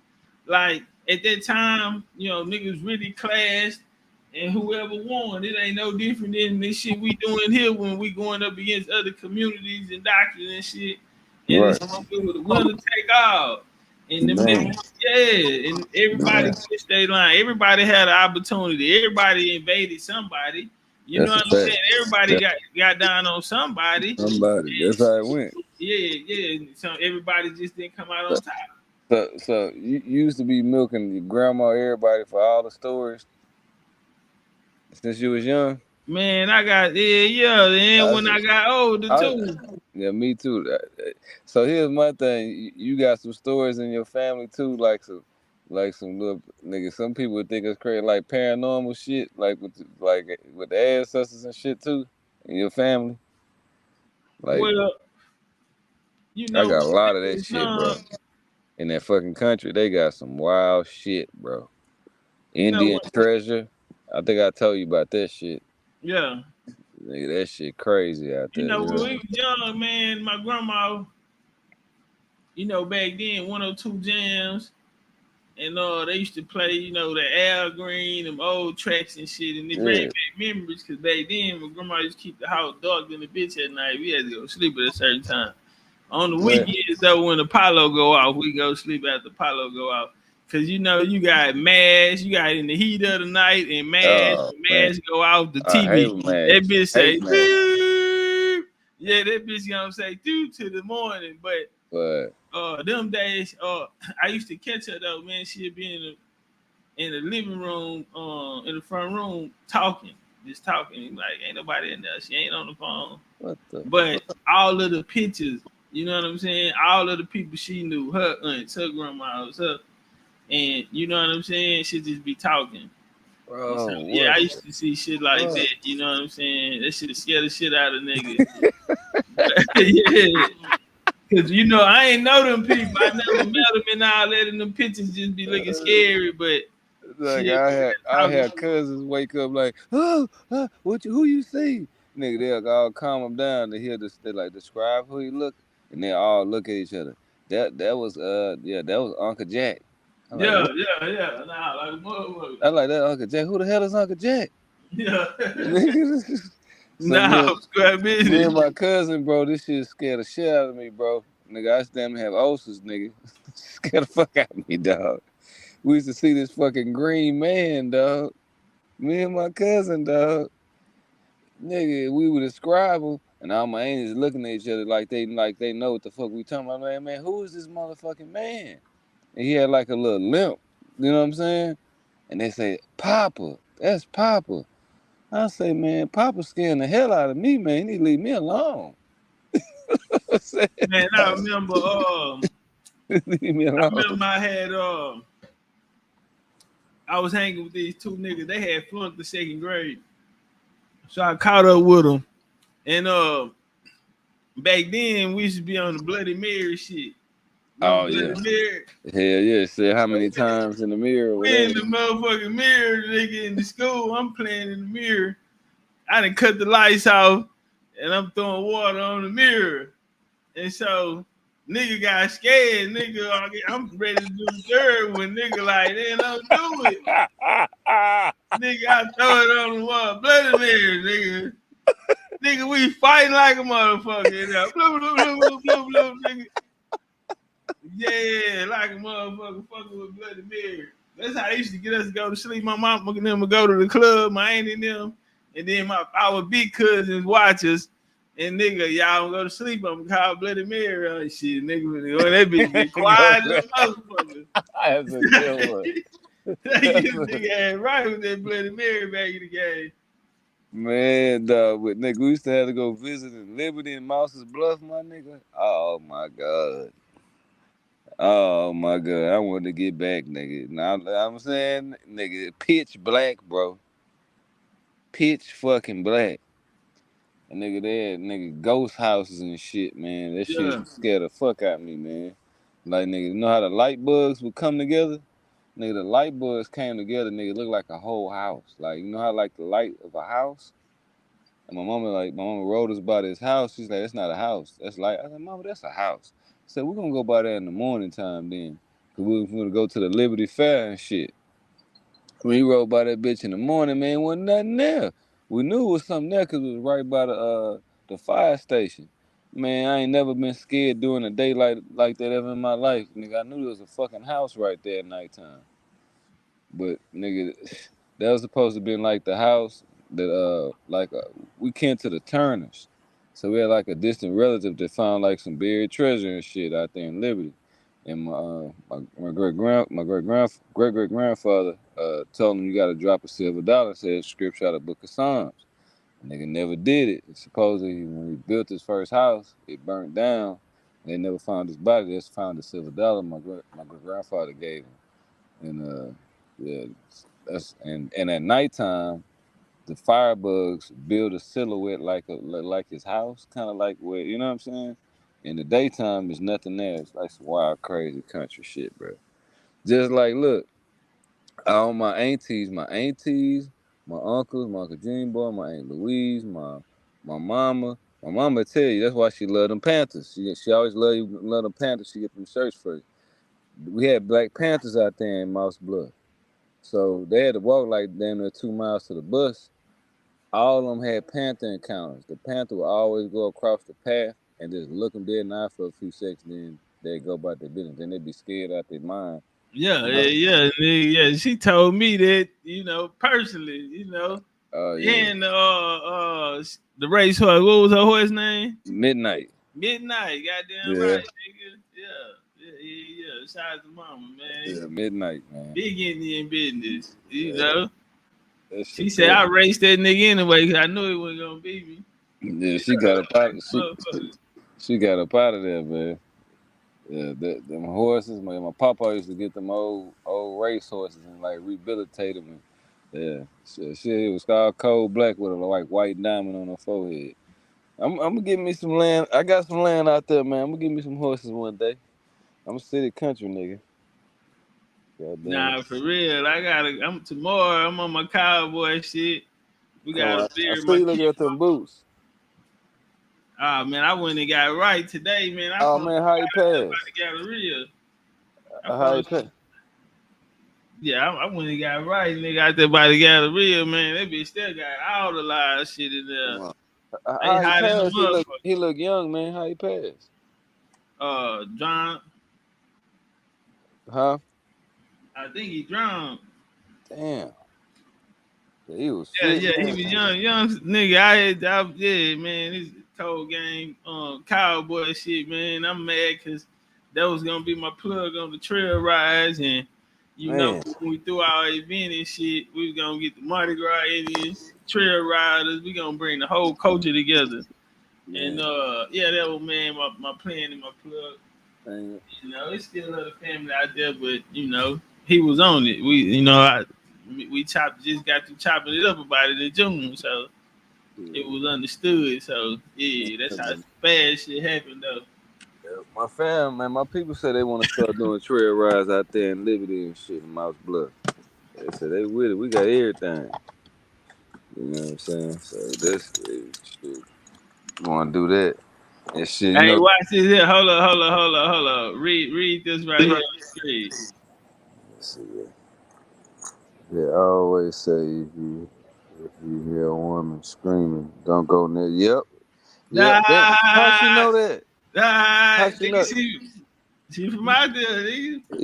Yeah, that panther would scream. She'll dig a hole in the ground and scream like a woman. You run back there, she'll eat you alive. That's what they told us. Yep, and them coach whip snakes too. Yeah, how she know about it? Where she from?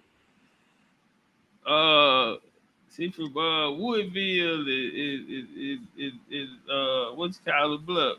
Yeah, see the bluff and all them and the Woodville and all that. That was called the Big Thicket. That was actually considered the jungle of the South. They just called it the thicket. You know what I'm saying? We had we got the gators, we got the alligator gar, we got the panthers, we got the bobcats, and them big ass coach whips, snakes. My mama tell you about they'll whip you to death. Yeah. They put their tail in your nose, see if you still breathing, and try to whip you to death. You know what I'm saying? Yeah, with them panthers, I heard they starting to repopulate. Ain't that something? Yeah, Texas, period, going to West Texas, they got a lot of mountain lions. Texas got the most lions in the U.S. at one point they had. Damn. Yeah, mountain lions down here too, like a motherfucker. Damn, I ain't no mountain lions out there, but I know the panthers. Oh, Texas, shit, nigga. Texas had the most. Nigga, in the U.S., nigga, shit. Damn. Yeah. So it's gotta be some with that Black Panther, man, connection to South America. Think so? to the southeast, the Gulf Coast. Yeah. And nigga indigenous to them. You got Sea King Panthers. You got all of these schools, these mascots. That's what Yeah, the they Liberty Panthers. Liberty Panthers. Yeah, you see what I'm saying? So yeah, that shit, man. That's what it mean. You know, that's where they getting their mascot from. And that's my band. You know, my band of the Eshak is the Panther band. You got different bands. You know, my band is the Panther band out there, Liberty Mouse Blood. Yeah, man. I met a lady. I think I told you, Patricia K. Calloway. She wrote about a lot of my man. She wrote a book called Choctaw Genesis too, and she wrote like some excerpts on some of the my great grandfather, Takapar Eshak and stuff. And yeah, man, them motherfuckers was engineers, bro, with the boats and shit. They just ain't never got the trademarks and shit for their steamboats and shit. You know what I'm saying? I just found some shit with the telephone company too, kind of like I got some ancestors got us doing some deep research, man. Yeah, like a motherfucker, Yeah. man. You know, I'm about to go back in time. I'm about to go to a town, nigga, that only have a post office. Shit. You feel me? We been there, shit, over 100 years. Man. Bitch, I ain't got a post office. I was in the gambling shack today. I had went got some smoke. And I'm telling the nigga, I'm like, yeah, man, I'll shoot to the country tomorrow. And then one nigga was in there, they gambling. He was like, where, big black ass nigga. I ain't never seen him before. Come on. And I told him, he was like, oh, he started naming all type of towns from around there. Then another nigga was like, I know where this is. And I'm like, damn. And I Man. like, yeah, some cowboys and Indian shit. Nigga was like, hell yeah. The OG that was sitting in the side seat, he was like, hell yeah, I'm Cherokee. These motherfuckers talking about we came here from somewhere else, nigga. This our land. I said, oh man, nigga, I'm in the gambling shack, man. These niggas. But Come yeah, on. nigga, I started talking that Indian shit. Them niggas, all them niggas. I said, I guarantee everybody in here. People them told them Indian. All them niggas, yeah, I'm Indian. I'm Indian. Come on. Nigga, I ain't never met them niggas before. Come Not on. niggas and my nigga, he just sitting back. I said, God damn, nah, for real, boy. Them niggas started standing on that Indian business. Them niggas were feeling it. OG was like, nigga, we ain't came from nowhere. Nigga, my motherfucking people them been here. Been in this bitch. Yeah. Niggas, man, he started talking about his people them, they land out there, how long they had it and shit. And yeah, man. Started feeling that shit. Man. Yeah, that's I'm gonna go check out. I'm gonna check out some of these audio books. The Oklahoma again, man. I keep telling you about that motherfucker because how he. Yeah. That's a bad shit. It finna be 12, man. I gotta get up early. I gotta get on the road in the morning. Hey, check that book. How far you gotta ride? 3 hours. Man, put that Oklahoma, man. You got Audible? Nah. If it's on YouTube, I can listen to the Audible on YouTube. Man, it's called Oklahoma, man. That shit it's too gangster. You know this nigga just move around this bitch like a nigga, man. How he left this earth, nigga, is the most gangster shit ever, man. You ain't never looked at death like this. It's the Indian way. Like you like what? And you would never look at death the same. Yeah. Send it to me. See if it's on YouTube.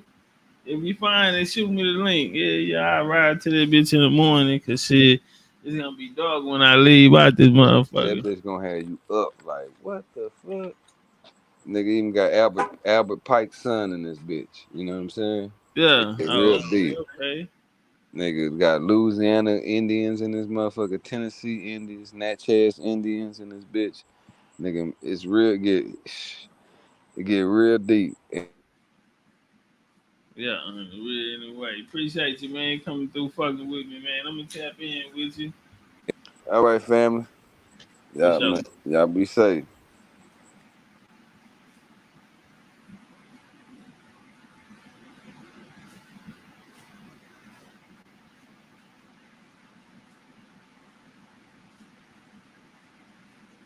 Man, appreciate y'all coming to pull up, man. ATL. Sunday we're gonna have a meeting for sure, man. I ain't bullshitting this Sunday. Y'all know you know what happened. Let me take care of this business right here with the fam. And then Sunday, man, we're gonna be there, but we gotta get ready to lock in fast. We gotta, you know, really lock in. We ain't got that long. You know, we've been doing this shit, you know, for a long time. We done it so many times. And so we just gotta get in, lock in quick. You feel me?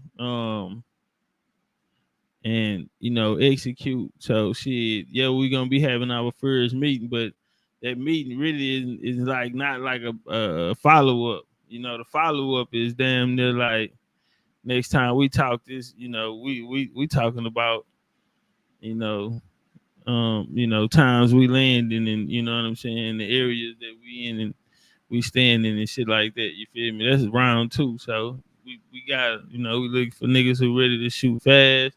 We're gonna be in Atlanta, so a lot of people can get to us. You know what I'm saying? So it's homecoming. This is the 3rd one, man. Y'all know how we do. You know, our first Atlanta was in home. Our first homecoming was in Atlanta. Y'all know how that whole jump. So shit, we same energy. You know what I'm saying? Dominate on 3. You feel me? In a real Indian way. Appreciate y'all coming to pull up on me, man. Love y'all. As long as you got each other, we don't need no motherfucking body else. Y'all be cool like y'all be cool, man. Big old Indians, not the little one, man. When y'all enjoy the rest of y'all night. This is my time.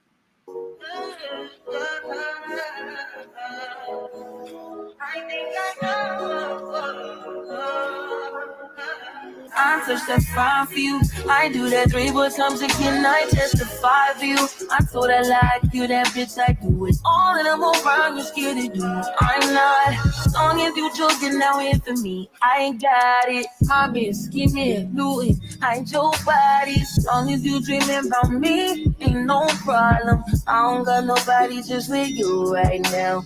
But the truth, I look better under you. I can't lose when I'm with you. How can us lose and miss the moment? You just too important. Nobody do body like you do. I can't lose when I'm with you. I can just lose and miss the moment. You just too important. Nobody do body like you do. You do. In the top tier ride with you, I feel like Scarface. The way bitch with the bob, I'll be your main one. Let's take this argument back up to my place. Sex remind you I'm not violent on your day one. We had shit, yeah. It was magic, yeah. Smash and grab shit, yeah. Nasty habits take a home when you're not here. Ain't a home when you're not here. I'll be growing you're not here. I'm saying I can't lose when I'm with you. How can I lose and miss the moment? You just too important. Nobody do body like you do. I can't lose when I'm with you. How can I lose and miss the moment? You just too important. Nobody do body like you do. You do. How you frontin' on me and I'm the main one crying? How you blaming on me and you the main one lying? How you threatening me and I'm the main one crying? Just tryna be you everything, main one crying. How you frontin' on me and I'm the main one crying? How you blaming on me and you the main one crying? How you threatening me and I'm the main one crying? I can't lose when I'm with you. How can I lose and miss the moment? You just too important. Nobody do body like you do. I can't lose when I'm with you.